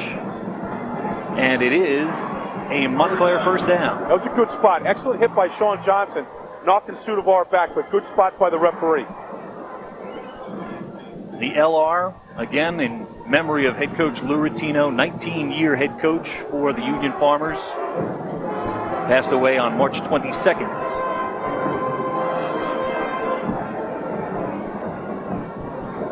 Perna trying to bounce outside. He's wrapped up by Brian Matthews. 3rd and 13, you're down 14 points. You got to be able to make that play defensively, and that just shows you the strength really of Montclair and the balance that they have. They can make the plays in the air when they have to. Roth, throwing 50% of completions this year, over 600 yards. They've got some balance to the offense. Nearing the 2-minute mark of the third quarter. Montclair leading 14-0, playing for the Section 2 Group 4 championship. Union cheerleaders trying to get a little action going. Get the fans back in the ball game. They're hoping their defense can help them. Roth looking to throw, rolls, and completes it. And again, it's Sudavar, pulls it in at the Union 42. Tom Sudavar. Well, the problem right there is that the linebackers, Ferguson and Nimoy, taking a lot of chances against the run, and the tight end comes out in the pattern. The tight ends are forced to be covered by the linebacker, and they're just not playing pass as well as they should, and Sudavar able to get downfield. He runs a lot like a wide receiver from the tight end position. And watch him catch it on the slide. His feet will go out right there, but he still will keep the ball and the first down. See, Sudavar's a wide receiver lining up at the tight end position now. Perna. Flag thrown in from way back downfield. The back judge tossing that one from about 30 yards away. Never a good sign for the offense. Perna getting up with a little bit of a limp. He's definitely favoring that leg. He may be limping, Paul, but he doesn't feel any pain. He's enjoying this moment today. Chance in the spotlight, and he's delivered marvelously.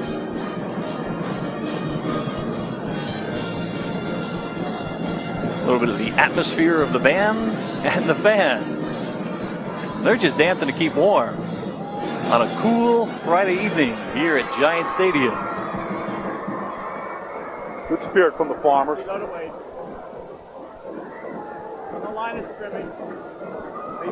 Illegal block. 15-yard penalty. Moves the ball back to the Montclair 42. First and 25. Roth rolling right. Finds Perna out of the backfield. Perna knocked out of bounds as he crosses the 50. I'm not going to say he stepped out before he got to the 50. Roth is only a junior. He does a good job of running this offense off a bootleg fake right there. Finding Perna into the secondary. Good safe play on 1st and 25. If it's not there, the quarterback just throws the ball away. It's a simple pitch and catch right here. Good mechanics by Roth, though, throwing that ball on the run, delivers it so that Perna catches it without having to stop, catching it in motion. Perna, one of 6 juniors starting tonight for Montclair on offense. So this is a very young Montclair team that has right now the 14-point lead in the sectional championship.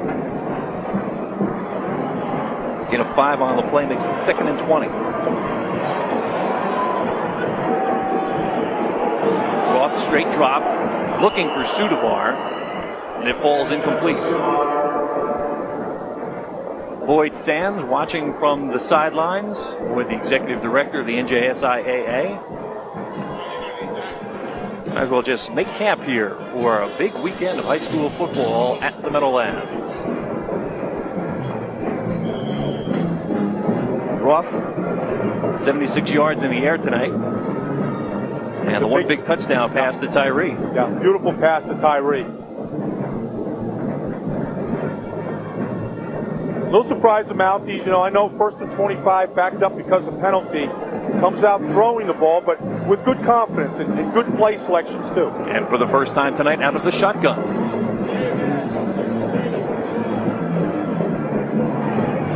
Forced out of the pocket. Roth throwing on the run, incomplete. Sudavar had a shot at it. Boy, he feels he should have had it. He is banging that ground. Yeah, it was a good effort by both Roth and Sudavar. And I tell you, excellent play-action fake by Roth underneath the Granderson and really fooled the end Matthews. And he sucked him in, allowing Roth to be able to turn the corner. You'll see him right here. Watch this underneath fake right there. And you'll see 51 Matthews bite on the fake, allowing Roth to get the corner right here. Very tough throw running to his left. And great effort on the sidelines by Sudavar. Over, gets away the kick. Pressure from Ferguson. Lowe has trouble with it. Ball on the field. Lowe reaching after it. And is recovered by the Mounties. Inside the 15-yard line, Montclair takes advantage of another Union turnover. And that might be the one that really drives the nail into the coffin. Yeah, backup tight end Nick Wilson right there. When you talk about speed and what it does to you as a team, you're constantly putting pressure. Now, yeah, a fumble punt return right there, but the speed of getting down the field and the pressure of getting onto the football right there, Nick Wilson comes up with a big turnover. The 4th turnover by Union here this afternoon or this evening. Yeah, 2 men fighting for the punt, and nobody came up with it except the Blue. From the 15-yard line, Brian Roth trying to direct his team for a 3rd score tonight. 42 seconds to go in the 3rd quarter. Granderson in motion. Play action fake. Looking in the end zone for Sudavar. He catches it, but beyond the end line. Sudavar with a great catch, but he was well beyond the end line when he came down. Sudavar really coming alive in this offense. Roth looking for him right here. He's done one-on-one coverage with Leonard Nimoy. Good play action fake. Another bootleg action right there. Really tying up the Union linebackers. But you see out of the end zone. Let's go back to the dropped punt. It is Josh Liggins who gets there in a hurry, pops the ball free. Look at all the blue jerseys in the screen right there. Hustling after the football on the loose ball. And Wilson recovers it for the Mounties. And another special teams turnover for Union. 2nd down, we get flags before the snap of the ball. Yeah, the right guard, Jason Powell, moved early on this play. A little too anxious. We get a late hit thrown in and a flag coming from the back judge. We had the initial flag. The play was stopped, and then right as the officials came in to get the football, a little extra hit from a Union player. That's just frustration from the Farmers right now. There's the motion. You saw looked like the right side tackle O'Rourke went off. And there's Perna. It's the extra. There's the ball being thrown back at Ferguson. And Perna threw the ball at Ferguson after Ferguson gave him a little bit of a push after the play. So frustration on Perna should be the flag.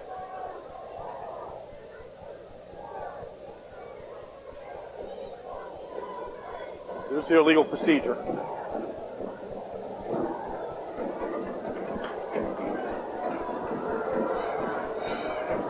You know, it's the second guy that always gets caught, Paul. I think Ferguson, gave Perna a push after the whistle had blown on the dead ball, and then the frustration by Perna and the aggravation trying to come back at Ferguson, he's the one that gets caught. It's the hockey fight rule. He can get away with the first Second punch. guy in. Now that's going to be a 20-yard penalty. Marks him back to the 35 because the 5 for the illegal procedure, but then the dead ball foul compounds the illegal procedure. Like compound interest. 2nd and 30. Fake the plumber. Roth to a wide open Sudovar at the 15, and Sudovar will walk it into the end zone for the 20-0 lead. And I think Pizarro, the linebacker, I think he fell down on the play. It was a double move right here where Roth fakes to Sudovar, and I think Pizarro fell down on the play. There he is, and it was just impossible to catch up, and Roth, who got the corner free off the bootleg fake, was able to just buy some time, and really a very simple play after that. And I think Tom Sudovar has made up for that drop pass of early. And for Sudovar, his 3rd touchdown catch of the year. None sweeter than catching it in the state championship game. Sudovar with the 35-yard reception following the mishandled punt. We get movement on the line. You see Montclair become more efficient here this evening after a penalty. Once they get inside the red zone, where they get a little more distance to the end zone, where they become more effective.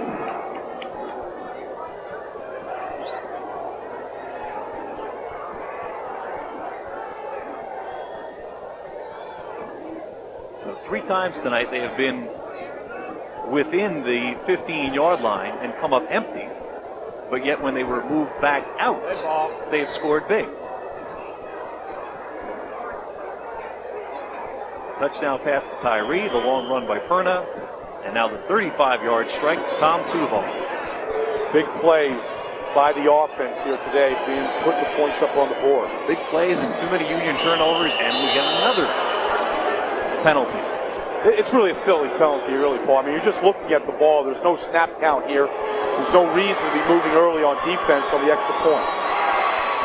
Watch the left side of your screen. Sean Johnson off the mark.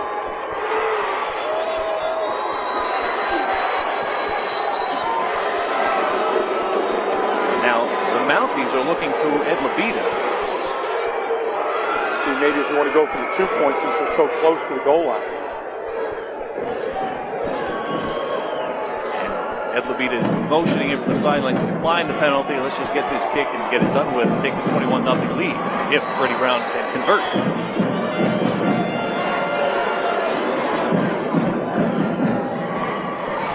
Turn of the hold, Brown the attempt.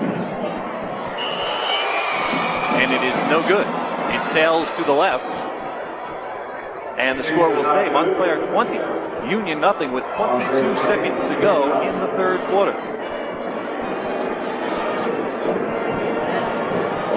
There's much more happening in high school sports than just the New Jersey State Football Championships.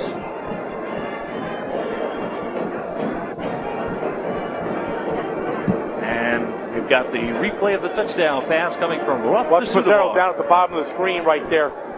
He gets fooled by the play tremendously. I think he thinks he has help behind him. But the safety, I think that was Sean Johnson, had fallen down on the play. Pizarro went to shuck Sudovar off the line of scrimmage, thinking he had help. Let's watch Sudovar on the catch. Does he bobble it for a moment? Almost too open, huh? Yeah, he bounced off the shoulder pad. You know, it's one of those deals where you never think you're ever going to be that wide open on the play. A little unsure of himself. And by the way, Pizarro was safe at 2nd on the head-first dive. Pizarro turned around after shucking Sudovar off the line of scrimmage and could not believe that the safety hadn't come over to help him on the play. They call that a banjo coverage, where it's a part zone, part man-to-man, and he didn't get his help from the safety. Grant and Johnson back to receive the kickoff of Brown, who hasn't much reached inside the 25 tonight and moved again. Bounces away. Grant bobbles it out of bounds. Flag is thrown. I think they're going to rule that the ball was out of bounds. Grant went to catch it. I think he was out of bounds when he touched the ball. Of course, if the ball goes out, that's the penalty on the kicking team. The options, among the options, you can start at the 35. that's what Coach Johnston wants to do. He wants to take the ball at the... But the three options are take it at the spot. Of course, since it went out inside the 20, you're not going to do that. Take it at the 35 or ask for the re-kick from 5 yards back. Take it at the 35. As almost everybody always off out of bounds. Illegal procedure, the exact call against the kicking team for kicking out of bounds. So Nick Ferroni will now have to guide his team from 20 points down. With only 21 seconds to go here in quarter number 3. Remember talking to Coach Johnston earlier in the year during a Plainfield game, and he said that Nick Ferroni had the skills and he had the arm to develop as a passing quarterback, but just not really, just never really came along like I think he thought he was in the summer, and I think it's really costing them right now.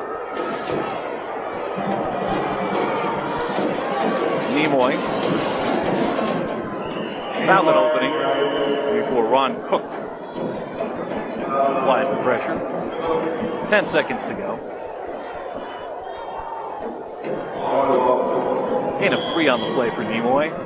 And the Farmers aren't going to be anxious to get off another snap. And time has run out in the third quarter. Third quarter that has seen Montclair add to their lead. It is now Montclair 20. Union nothing. We'll be back with the final 12 minutes right after this.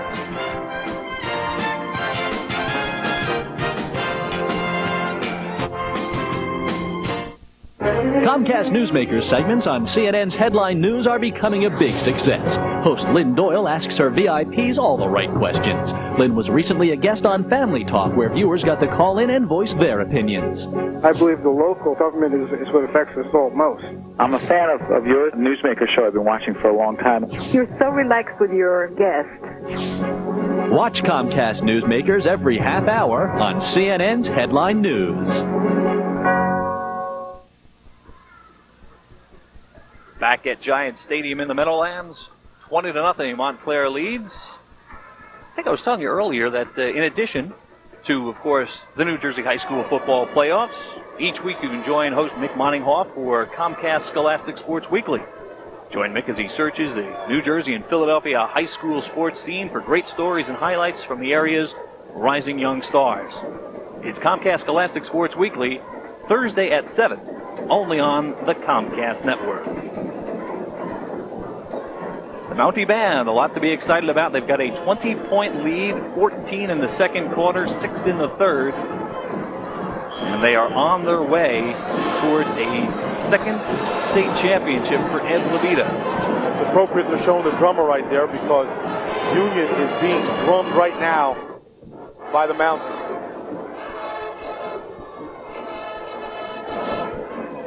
Ferguson trying to stretch it outside, something Union has not been able to do all day. He gets first down yardage there. One of the few opportunities this evening that Union has put 2 runs back-to-back and been able to get a first down. Nice move in the open field by Ferguson. But always, no matter where any Union offensive player goes, you see 3, 4, 5 blue jerseys convening on the ball. And that's been really the key factor tonight. There's been no outside rushing games for the Union Farmers. And because of that, Montclair is just stacked in the middle.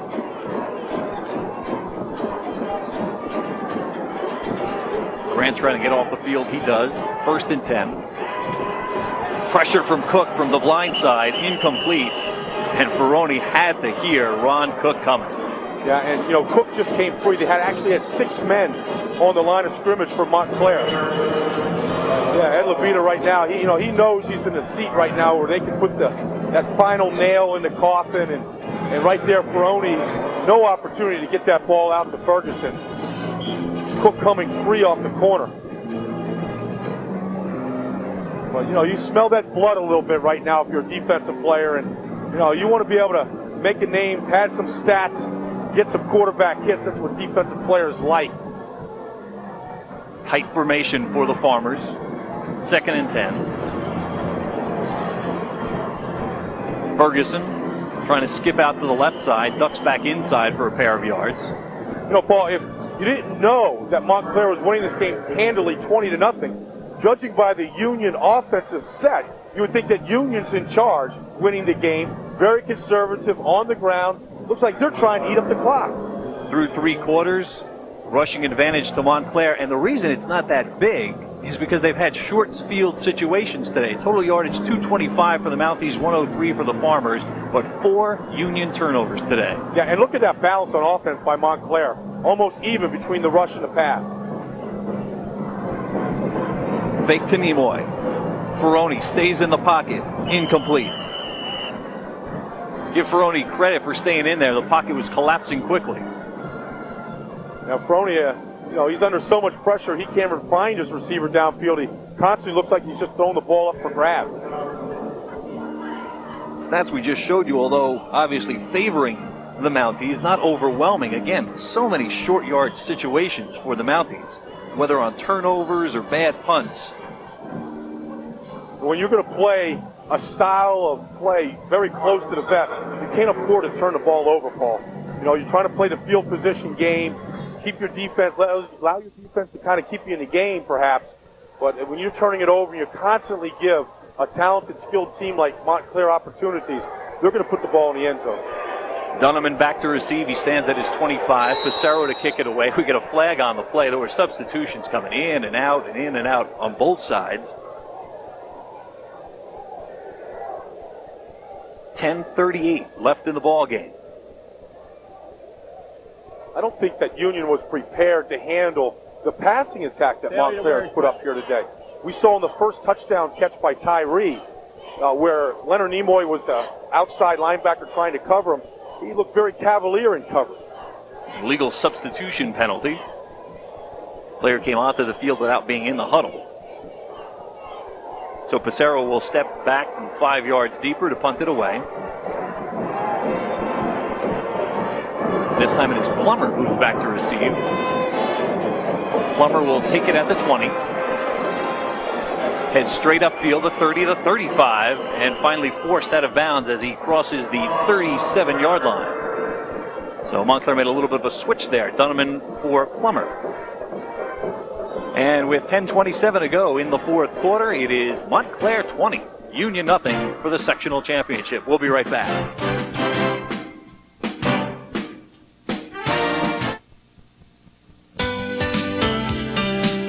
Hi, I'm Paul Dillon of Comcast Let's Cook. Each week on Let's Cook, we do new and exciting food. We have a taste for everybody. We make stocks, sauces, soups, entrees. Each week it's a different menu, new and exciting food, current trends, low fat. That's Comcast Let's Cook, only on the Comcast network.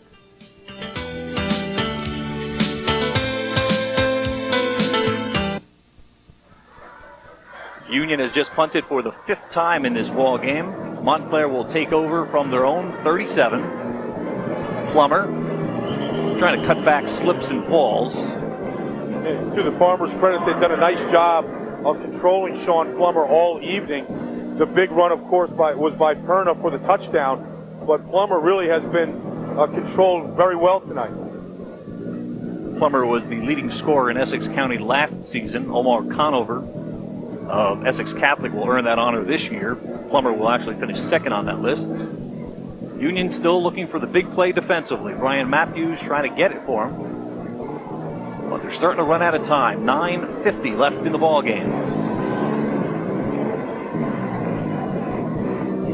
Plummer bangs into Pissarro. Now, all day long we talked about Plummer avoiding tackles. Let's not make it sound like he doesn't like the contact. He will on this play. Yeah, you see right there Hargrove on the pull. And here I think Plummer's a little frustrated as he's spinning around. He just runs into Pissarro in the back. We saw that frustration on Thanksgiving by Plummer, and then finally, he broke out of it in the 4th quarter, broke a long run around 60 yards. This guy's a threat anytime he touches the ball to go to pay dirt. Yeah, they trailed Bloomfield 10-7 at the half that day. One of 6 come-from-behind wins for the Mounties this year. Roth looking to throw, putting it up top for Granderson. Granderson almost hauled it in. He was covered tightly by Sean Johnson, but Granderson went up top and almost made the reception. Very nice pass by Roth. very tight spiral, and you threw it up with a guy with that kind of speed with an opportunity to catch it one-on-one. Granderson scored 3 different ways in the semifinals against Plainfield, on a reception, on a run, and on a fumble recovery in the end zone. Nesbitt fumbled the ball at the goal line, and Granderson fell on it. And they like to take advantage of his speed. I said he's a track athlete in the spring. 10-9, 100-meter speed, very, very fast. Sean Johnson fields it at the 25, heads for the near sideline, and a good 18-yard return for Johnson, trying to give the Farmers a little bit of a spark here. 8:43 to go in the football game. Montclair leads 20-0 in the Section 2 Group 4 final.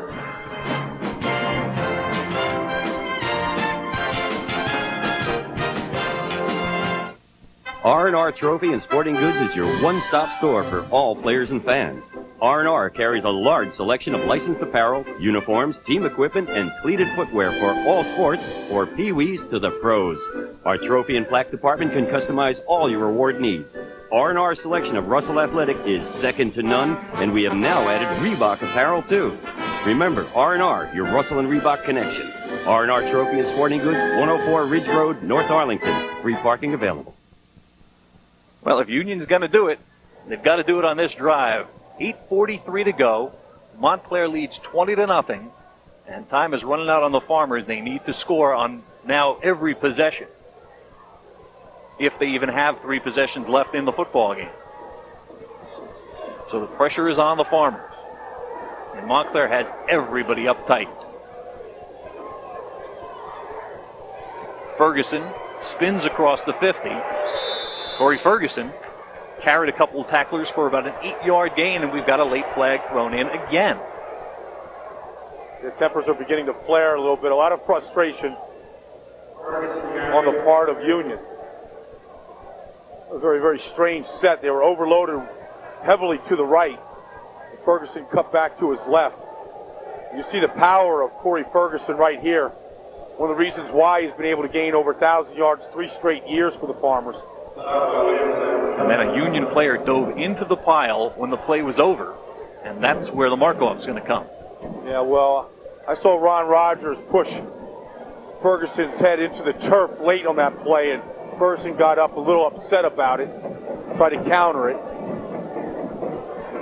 Once again, Union in a second 15 situation. Seems like offensively all day they've been trying to climb that hill.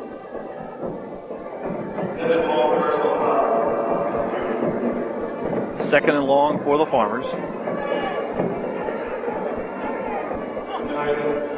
Baroni, 2-step drop, completes it to Johnson. Perna immediately wraps him up. He gets out to the 45.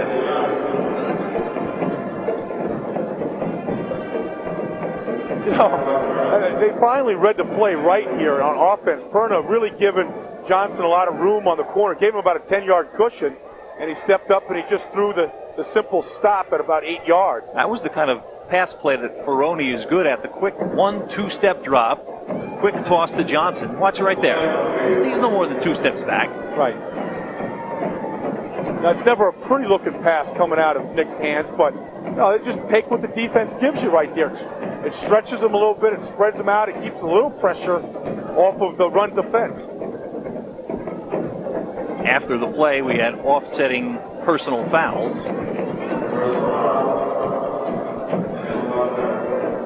And that's the pass play right there that, you know, Ferroni can complete because, you know, on a 3-step drop, the defense hasn't got a chance to get into his face and get a hit on him more than a few times a day on a pass. There's the call from Jim Daly, offsetting personal dead ball fouls. Still out of the I formation, 3rd and 8 for Union. Ferroni looking to his left, completes it. Now Ferroni have a little bit more time now in this short pocket situation, and we get another late flag thrown in after the tackle on the sideline. Yeah, the Farmers are going to get a first down out of this one. There's going to be a late hit on the sidelines to Johnson. Another good pass by Ferroni. Simply Johnson and Perna one-on-one, and Perna's giving him a lot of room right there. Doesn't want to get beat deep, so he's giving it to him underneath. And, you know, allow Ferroni to get a little confidence, a little rhythm going offensively. Could have thrown the flag on either of 2 Montclair players who came in late. And no telling what was going on inside of all that confusion on the sidelines. Perna dragged him out to the sidelines, and he was okay with what he did, but then two players come on for the late hit. Montclair 20-0 with 7:43 to go in the fourth quarter. That area of play going by right now where there isn't some jawing going back and forth between these two teams. Longtime rivals. These players grew up with a tradition of Montclair playing Union in a big football game. The give to Nimoy, and he's going nowhere. Yeah. Cook just not going to fool this guy. David Tyree, and now we get some late hits going on both sides. And this is going to escalate here in midfield. This is out of control right now, Paul. A coach just got slammed by his own player almost. Starting to get out of hand here at midfield. Really, really ugly. The referees are doing a bad job here. Well, the problem is they're outnumbered.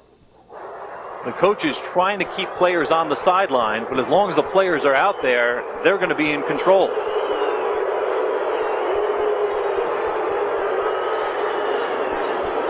Coach Johnson right there. Good job. Take his own player off the field and get him out of the game himself right here. And he's not going to let go of Prentice Grant. And Grant, I think, was the guy that started the whole mess.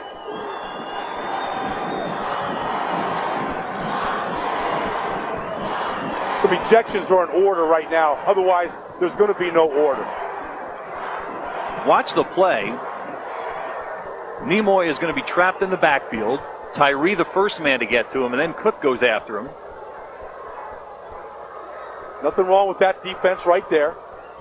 And then as the pile starts to break, well, Nimoy's not happy that he got pushed to the turf late. And here comes Grant. See that? You know, Ferguson was frustrated. He got up and he made a punch. That was wrong. But Prentice Grant coming in over the top right there. Nimoy with the punch, and then things just started to escalate right at this point, and that's when both benches started to empty. The Union coaches are now on their way out. There you can see some of them at the bottom of your screen. Paul, that was very, very close to becoming an all-out melee by both benches as players came off both benches. And I've seen situations get really, really ugly, and there's no room for that, especially at the championship level here tonight. Now the officials are going to try and sort this one out with stadium security in the light blue jackets, NJSIAA personnel in the dark blue. Jet Johnson still talking to his players about composure, about finishing the game. We still have 7:30 to go in this one. Now, Coach Johnson, I mean, he's not happy about what's going on the scoreboard, but he's less happy about the sportsmanship of his own players, or lack thereof sportsmanship by his own players. I think he's teaching them a lesson right now. Cheers from the Union sideline as their players try to get the fans fired up. Personal foul against Union. And we have had an ejection. More than likely it has been Grant.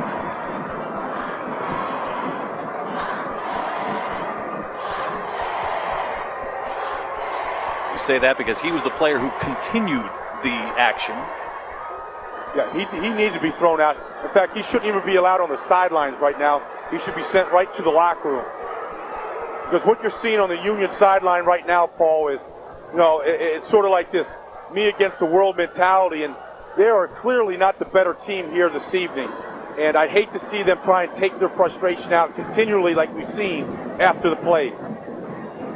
And you see quick response by stadium security here at Giant Stadium. They're going to do their best to make sure the players stay on the sidelines and the fans stay in the stands.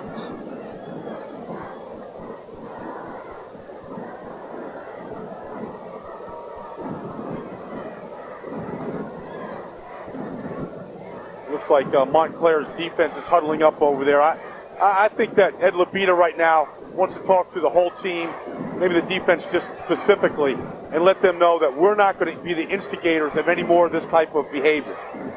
The personal foul against the Farmers will march them back to a 2nd and 32. Try to establish a truce between the captains out here.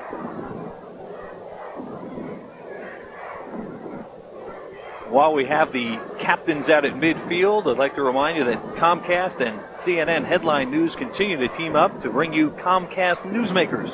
Join host Lynn Doyle for her discussions with the area's headline makers, including your local, regional, and state officials. It's Comcast Newsmakers, each 25 and 55 minutes past the hour, only on CNN Headline News. Powwow at midfield, reminiscent of the Mets and the Reds from the National League Championship Series of many years ago, and back in 1973 when Mets players had to go out to right field to plead with the fans to not pound Pete Rose with cups and beer and anything else they could throw out. After the hard Pete Rose-Bud Harrelson incident at second base, Rose trying to take out Harrelson. Here, a similar situation in that the officials have gathered the captains together, and I'm sure the main thing they're telling them is, say, fellas, we can leave right now. Do you want to play the next 7 minutes and 30 seconds and do what you came here to do, or do you just want to go home? Well, they've had a lot of problems in basketball in this state, in some championship games with some things that got out of hand and the stands emptied out and, the melee ensued. And, I think the referees and the security right here are not going to let this game resume until they've got real good control and make sure these players understand that, any more unsportsmanlike behavior is going to be automatic ejection. We'll shut this thing down. Well, that was one of the key things when this stadium was built 20 years ago. You'll notice that there are no, quote, ground-level seats here at Giant Stadium. The first row is a good 15 feet above field level, the thinking being that no one can get on the field who doesn't belong there. And if you're going to try and get on the field, more than likely you're going to break your leg getting out of the stand. Yeah, kind of like a built-in moat system here. All right, let's reset the action for you. 7:30 to go, fourth quarter. Montclair leads by 20, second and 32 for the Farmers. Here the first play after a long delay. And what often leads to those type of situations, just what we had there, players who don't get knocked down, but rather they're stood up, so defense doesn't want to give up and let them pop free, so you get 3, 4, 5 men coming on. Bober with the initial hit there. Yeah, and that man right there, Bober, really, terrific, perfect form tackle on Ferguson. Hit him right between the 3 and the 5. Today, Union 1 for 9 on third down conversions. And not going to be easy on this one. 3rd and 31. John Johnson just refuses to change formations or try to anything creative formation-wise. Baroni, two-step drop, throwing for Johnson. Johnson can't bring it in. Boy, what a great effort made by Sean Johnson. Had it, lost it, popped back into his hands. Yeah, and separated by the ball by Donovan. Very aggressive hit. And Montclair has just been flat out more aggressive here this evening. Watch John Johnson try to bring it in. Baroni, who had completed his last 2 passes in a row. The hard hit by Williams. Bover coming over the top.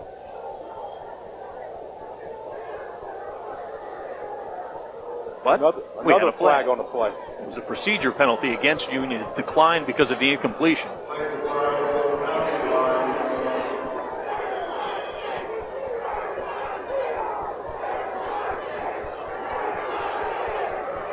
They're going to go for it here on 4th and 31.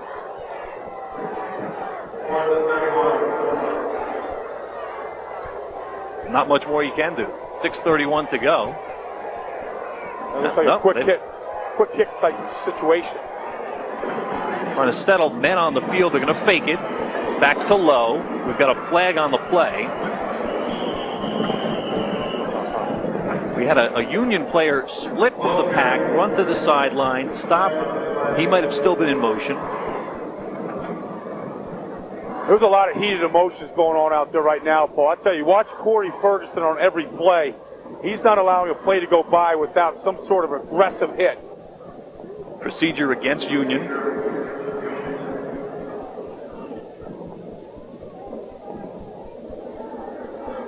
Corey Ferguson on the punt coverage team. For 2 teams that came in tonight, Paul, with outstanding momentum and outstanding winning streaks coming in here. It's been a very poorly played game from the very opening kickoff. Montclair will decline the penalty, and they will take over at midfield. Good choice by Ed Labita. Not only did they get the ball back, but again, maybe to settle things down a little bit. Let's not try a punt here. Let's force them to punt. Let's just get the ball back, and hopefully, for Montclair, they can run out the clock. 6:15 to go. And Union will be trying to separate the ball carrier from the ball on every single play from here on out. So we're going to see some aggressive play. We'll see if we can keep it within the rule. 6:15 left in the football game. Montclair with 2 touchdowns in the second quarter, 1 in the third, on their way to a sectional championship. Plummer bounces off a tackle before Tulloch drags him down. Yeah. I'm telling you, Corey Ferguson wants to get a piece of somebody right now and nearly timed that blitz perfectly. Here comes 35 right between the center guard. Gio Johnson doesn't even have a chance to get there. It's amazing that handoff even happened, and Billy Tulloch with just the slam to the ground for the tackle. Ferguson trying to disrupt the handoff, maybe even get the handoff. Yeah, he's just freelancing right there, Paul. He knows they're going to try and run the football. He's just picking a spot, trying to find a hole to run through. 2nd and 13. Again, the blitz coming. The pitch to Plummer. Plummer bounces outside, forced out of bounds. This is where you got to be careful. Deep pitch to the sidelines there. Aggressive hit on Sean Plummer. You just want to be able to make the hit, walk away without the extracurricular. Again, it's Ferguson. Yeah, if I'm the offensive line in this situation with Ferguson coming through like that, I'm trying to tighten down my splits. You can throw a flag on that play right there if they wanted to. Sean Johnson getting a shot in on Plummer. Remember that you're watching this championship game and all the championship games from Giant Stadium on the Comcast Network. Exclusive coverage of the New Jersey High School Football State Championships. Comcast looks big on that sign. Diamond vision right there. Spreading the Comcast name.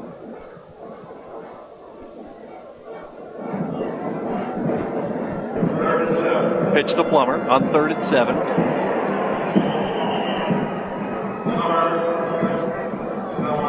This is the kind of aggressive tackling Union needed in the first quarter. They probably would have prevented Perner from the long run that he had when he did break a couple of tackles at the line of scrimmage. Mark Maloney with the tackle for Union, and it will be 4th, and Montclair will have to give it away. Corey Over into punt.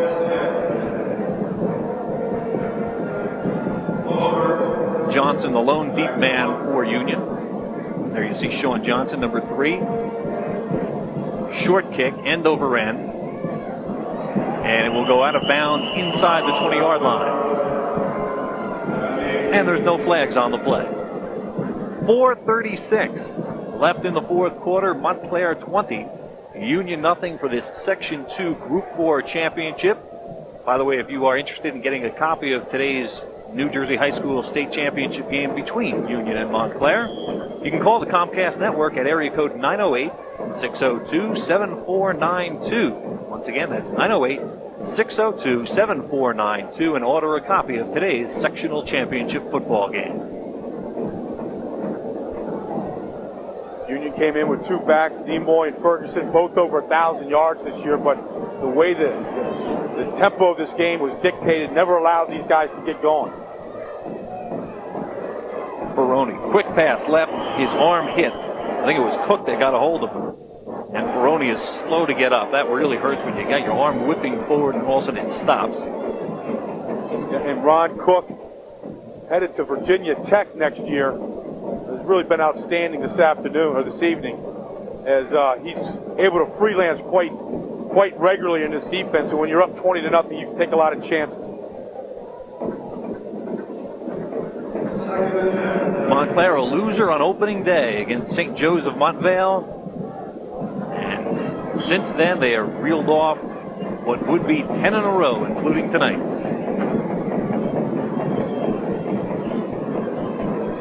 Up the middle, Ferguson still fighting forward. He's across the 40-yard line. He drags 2 more tacklers. Well, Corey Ferguson has not given up tonight. He showed it on that last defensive series, and now he shows it on this play. Yeah, this is the type of emotion that Corey Ferguson needed to start this game with. He's just going to not be denied at this point, and he's taking his frustration out the way you should, just running the football like Jim Brown right here, and just running through a very good Montclair defense. Not a big hole that he picked off. Breaks 2 tackles, breaks a shirt tackle, and now watch, he will spin Perna and drag 2 more tacklers.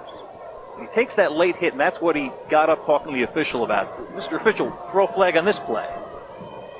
1st and 10. Baroni. Quick toss to Yonick, incomplete. Overthrew him. Yonick only goes 5'10". Got to bring that one down a little bit. It's hard to believe that, after a complete season, Nick Baroni, a senior, that the skills of throwing the football haven't been better than they have been displayed tonight, Paul. Most of the night, he's been under pressure. I tell you, Ron Cook, and especially Ron Rogers. Ron Rogers has had a real good game at defensive tackle for the Mountains. And once the running game got nowhere, Brian, Montclair could just sit and wait for the pass. That's what they're doing now. They're in a prevent defense. Quick opener for Ferguson. He will claw his way across the 50. Montclair will give Corey all those 7-yard runs he wants right now, with the clock ticking down late in the 4th quarter.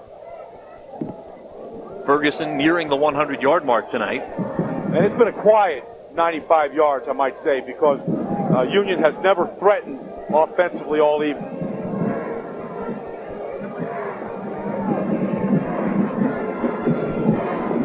Third and 2 for Union.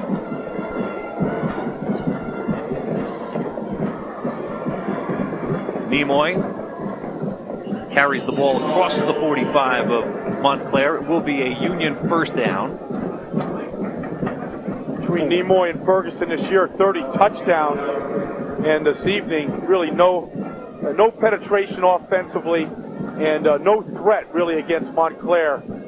Playing for the big play all night, and it's never happened, never really developed, never allowed to develop with the tight conservative formations they've thrown at the Mounties. For point of information, each team with 3 timeouts remaining.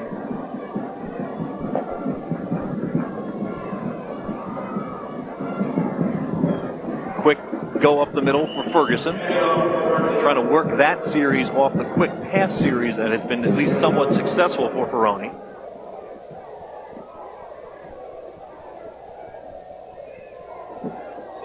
Union looks to finish the season 8-3. Their 6-game winning streak coming to a close tonight in the Jersey Meadowlands. The one target that Ferroni has singled out tonight has been Sean Johnson, who just came back in the game. He's going against Perna at the bottom of the screen. Look for this to be a pass. Instead, they give to Nimoy. Nimoy cuts inside. Montclair happy. The clock will continue to run as we near the 2-minute mark.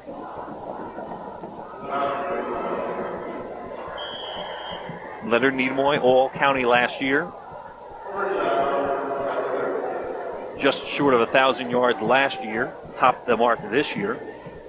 Ned Labita, a longtime assistant under Butch Fortunato and Jack Davies, was passed over for the head coaching job several years ago, but when the job opened up again, Montclair made the right decision. They hired the right man. Baroni airs it out near the 10, slapped away by Damon Williams. One-on-one coverage. Williams was there. Nice play by Williams, one-on-one. A 3-year starter.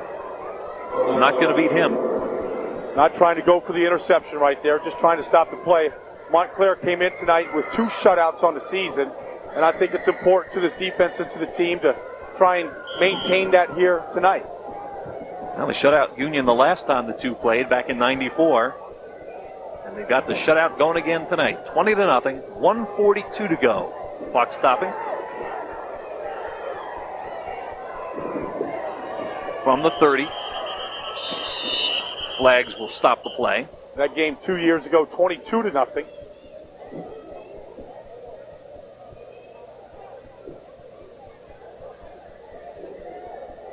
I think the good thing that's happened here, Paul, in the last 6 minutes is the referees really got this game under control because it looked like, there may be a threat that this game wasn't even going to be continued as out of control as it got there for a couple of plays. I think the coaches also get a little credit for that, for getting this one under control. You saw Ed Labita huddle with his team. You saw Jet Johnston physically go out and take a player off the field. Both coaches really getting control of their team. Yes, after the fact, but settling things down. So since that 7:30 mark, we've had no incidents. 1:40 to go. Ferguson. Nothing up the middle. Chio Johnson there. Powell is there. Corey Ferguson seeing blue all night, a sea of it. Every time he's looked up, there's been 3, 4, 5 Mounties on top of him.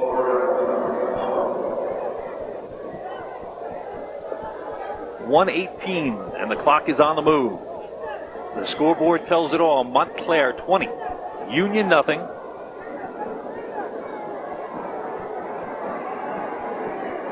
I think from a pride factor, Paul, that Union really wants to try to get some points on the board here tonight. Ferroni looking to throw, forced from the pocket, rolls to the far sideline, airs it out along the sideline. Yonick had it for a moment, then it popped free. Yonick coming back for the football, so his momentum popped the ball out of his chest. Now, Ferroni, great effort scrambling outside, using his strength. And here's Sean Johnson down against Perna. Really. Oh, Sean Johnson is all alone. Yeah, but the thing is that Ferroni's he's rolling to the other side of the field. He's never even looking over to his right. Yonick, great job. I mean, fundamentally comes back to the ball very aggressively and did everything proper except it hit him in a bad spot, I guess. Running to the football, instead of cradling it with the hands, it popped off his chest. 4th down, last effort for Union. Yonick to the right, Thomas to the left, as Union just tries to get on the board late. Incomplete pass, and with 49 seconds to go, Montclair will take over and just need to kneel down and run out the clock toward a championship. And I think that last incompletion right there sort of sums up the frustration by Union, as they're such a one-dimensional team. Montclair, I think, saw that on film, and they really overplayed the run all night. And the results are that it's going to be a shutout tonight. Defense was the story in this championship run for the Montclair Mounties. 4 turnovers tonight that they took away from Union, 5 turnovers that they took away from Plainfield. 2 games, 9 turnovers, 2 huge victories, and more importantly, they will be the sectional champions.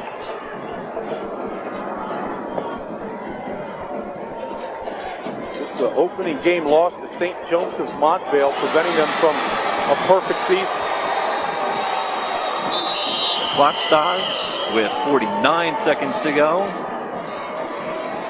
And for the NNJIL, they continue a masterful run for the conference. And Ed Labita, not sweating anymore. He already got the customary coach's shower. With 28 seconds to go, players on the field are the only ones upset. They say, wait a second, we didn't get to see it. We were in the huddle. Last snap of the ball game coming up. There'll be a lot more celebrating going on besides that on the sideline. Let's hope the snap goes off without incident. Nope, we got a flag. Here's what happened to Ed Labita. It was like the only miscue by Montclair all night. Yeah, Donovan is there. The coach is going to look at the tape and make sure he takes down names and numbers. Any underclassmen will have to do extra laps at the first practice next year. Still 3 seconds left on the clock. I think they're just going to call it right here. Marking off penalty yardage against Union. It was an offsides on the play, meaningless. There's going to be one more snap here before the Montclair is able to truly celebrate. The best thing the officials can do right now is to stand over the ball and say, fellas, just don't bother hitting each other right now. And now they are going to just let the clock run down. Time has expired here at Giant Stadium. The Montclair Mounties, champions in '94, defeated on this very field in 1995. They set their goals to get back here and to win it. It may not have looked that way on opening day when they lost to St. Joe's, but Tonight, against longtime rival Union, Montclair recaptures the North Jersey Section 2 Group 4 championship by shutting out the Union Farmers by the final score of 20-0. And Brian, it wasn't pretty most of the way. But when Montclair needed it, they turned it on offensively and particularly on defense. They just shut down a very strong Union running game. Yeah, like I said, they made this a one-dimensional game. They knew that Union couldn't mount any kind of a passing attack. They overplayed the run. They forced the turnovers. And then on offense, they showed balance in their attack. 2 touchdown passes by Ross. And then the big play by Perna, a big opportunity for him tonight. The Sergeant pulled back, and he really delivered. All spectators, please. Step out the field. We'll stay with you for the trophy presentation. My guess is it will be only slightly delayed. The officials here from the NJSIAA making sure that everybody is away from the field, that nobody gets a chance to continue what unfortunately happened a good 7 minutes ago. Yeah, and for that man right there, Sean Plummer, he was talking about how the seniors got together this week.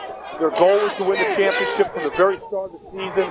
They stayed collected, they stayed focused, and this is a very, very happy moment, a moment that they'll take with them for the rest of their lives. It'll be one of those things that they'll always be able to look back on with a lot of pride. A great accomplishment for the Mounties, and now they can just relax in front of the camera, telling everybody that they are the #1 team in one of the toughest sections in New Jersey, North Jersey Section 2 Group 4.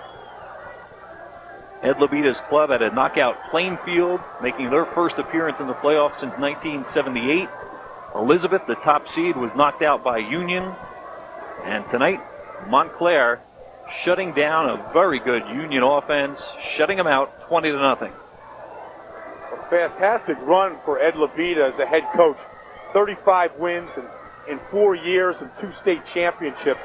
It's something that all the players that are coming back next year, Paul, will be able to build upon. But for right now, the seniors, this is their moment. These are the guys that really want to celebrate and really soak this up. Playing the Montclair alma mater, a tradition at Montclair High School, win or lose. I think celebrating the victory. For a number of these seniors, Paul, this isn't going to be their last football game. I think, Ron Cook going to Virginia Tech. I think Tim O'Rourke, Sean Plummer, Jason Powell, all these guys, an opportunity to play at the collegiate level.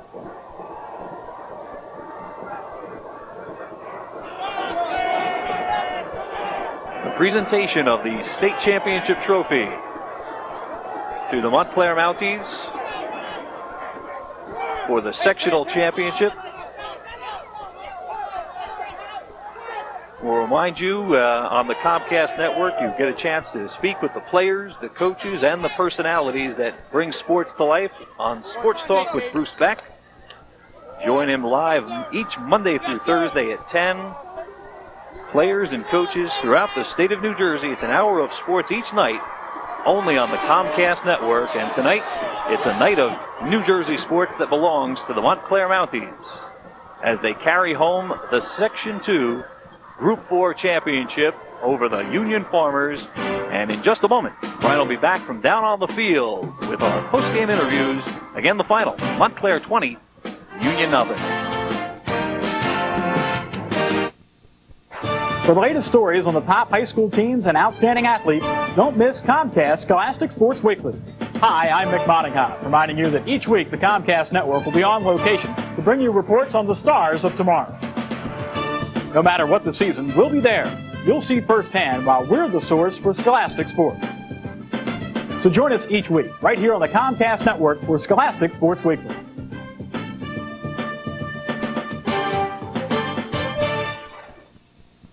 $20-0. Again, the final score of the North Jersey Section 2 Group 4 Championship. Montclair defeating Union. Well, in the 80s, Union owned the series against Montclair 3-1, but in the 90s, it's Montclair with the lead 2-0. Let's join the Montclair celebration down on the field with Brian Baldinger. I'm joined by head coach Ed Labita. And Ed, second championship in 2 years here, 3 years. Describe the feeling of winning your second championship here. It's just, I can't describe it. It's so awesome. I'm just so happy for our kids. They played so hard. It's been a long haul. We lost our opening game to St. Joe's, and we didn't play well. And they just come on like gangbusters, game in, game out. 10 straight games, 10 in a row. 10 straight, that's exactly right, Coach. 10 straight victories. After an opening day loss to St. Joe's, tough loss, what did you tell the kids that got them on track here and kept them focused for the next 10 games? We talked about it actually at halftime. We were down 32-0 at the halftime. We just self-destructed in the second quarter in that game. And I said, look, guys, you know, we are a very, very good football team. We just have to go out, play our game. Don't worry about any type of ratings or anything of that type. Do the things that, the fundamentals that we practiced and worked hard on all spring, not all spring, but, you know, in the fall, getting ready for the first game. And that's, as soon as that game was over, that Monday we went to practice. We went back to all the real basic things that you need to win football games. And all those basics came out tonight. And when you designed a game plan for tonight against Union, Ed, really a one-dimensional team. You know that they don't throw the ball very well, and it looked like you really stacked things up against the run, and that's what you did. That's a tribute to my defensive coordinator, Pat Cordo. Pat does an excellent job with our defense. He runs a real sophisticated defense, and the one thing that is true about our defensive personnel is that they're very, very knowledgeable football players. I don't think anybody has as knowledgeable a kids as we do. They just know the game. They know how to make adjustments on the field. It's like having 11 coaches out there. Coach, 7 minutes to go in the fourth quarter, things began to get a little bit out of control. Frustration on the part of Union, forcing some tempers to be flared. You guys did a nice job of controlling things and not letting a melee develop. Yeah, again, that's a tribute to our kids and my coaching staff. We had to calm down one or two of the kids, but most of the kids knew that where we are, what we had to do, and we just practiced too hard all year to kind of let it slip away and worry about losing our tempers. Ed, how about if we let a couple of your players come in and join us right here? I would love that. Joining us right now, senior outside linebacker, defensive end Ron Cook. Ron, first state championship. I know you're headed to a big Division I college program at Virginia Tech, but this feels good right now. Yeah, it really does feel good. I couldn't want nothing more right now at this point. I've been wanting this since all my life, since I've been in high school. Tell us how hard you worked for this as an individual and as a team, Ron, and how much you think you deserve this championship here today. As an individual, I think as of it as the whole team. We all worked hard since December 2nd, since the Morris News game. We've been waiting for this season to start. We've practicing. We've been there in the weight room all summer, practicing hard. This year, I don't think no one wanted as much as we did. It all paid off. Mm-hmm. Really I talked with Sean before the game, Sean Plummer, and he said that the seniors got together during the week and kind of bonded and talked about, you know, just what was in front of you, the fact that you could be champions and how important that was to you. What all did you say to each other? We just said this last year here playing Montclair football, and most of us won't be going on. And we'd have to do what we got to do this year. We know how bad we want this, like I said, since December 2nd, 95. Total control of the game from start to finish, Ron. And I know defensively you've got a chance to really freelance a lot. It's been a lot of fun for you this year, hasn't it? Yeah, it's been a whole lot of fun. Thanks, like Coach said, Coach Cordo, defensive coordinator, thanks to him. You've got outstanding physical abilities, Ron. Good quickness, good tackler, good size. This defense has really allowed you to use those abilities on this defense. You feel fortunate for that? Yeah, I really do. I guess I'm very gifted. Thanks. I don't know. Words can't describe it. Yeah. Ron, congratulations here. Thanks for joining us, and good luck in the future. Enjoy the celebration tonight. Number one. You bet. I'd say hi to all my aunts, my mom and dad. All right. We got one more player coming in, Anthony Perna, the junior fullback here tonight, and you made the big run early in the second quarter, Anthony. Describe the run to us and what happened. You know, I don't even know. It's great blocking by my offensive line. They're unbelievable blockers. You can't describe the size, power, speed. There's nothing. They basically did it all for me. I had to break a few blocks. That's it. They're just great. Yeah. Now, Anthony, you got an opportunity to play tonight because of something that happened to Anthony Nesbitt, and he did not play, and you stepped up. You took advantage of your opportunity here tonight. You know, I want to dedicate this game to Anthony Nesbitt and Greg Williams, who missed it. I know they worked hard all week in practice. They really wanted to come here and play today, but you know, things happen. And Anthony and Greg are two of my really good friends, and I know they wanted to be here. They were here, but they were sitting in the stands. I talked to Anthony after the game, and he missed it, I could tell. But he shouldn't have. Anthony, can you describe what it feels like to win a championship? I can't. It's an unbelievable feeling. It's amazing.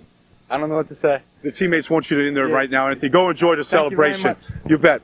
That's Anthony right there. It's a fantastic celebration. We can't even describe the words right now. Anthony Perna right now, big touchdown run. Fantastic job defensively. A fantastic effort by the entire Montclair Mounties, from head coaching staff to all the personnel and the players, and the spirit that the school brought out here in the Giant Stadium. And for a shutout here, the second championship in 3 years, I know that Ed Labita feels very good about it. And from Giant Stadium, this has been Brian Baldinger for the Comcast Network. Congratulations to the entire Montclair Mounties for another state championship. Paul, back to you. The touchdown run by Perna, surrounded by a pair of touchdown tosses from Brian Roth, and then the defensive shutout carries Montclair to the championship by the final of 20-0. For Brian Baldinger, I'm Paul Spahala. We thank you all for being with us. That'll wrap up tonight's coverage of the Section 2 Group 4 championship, and the title goes to the Montclair Mounties.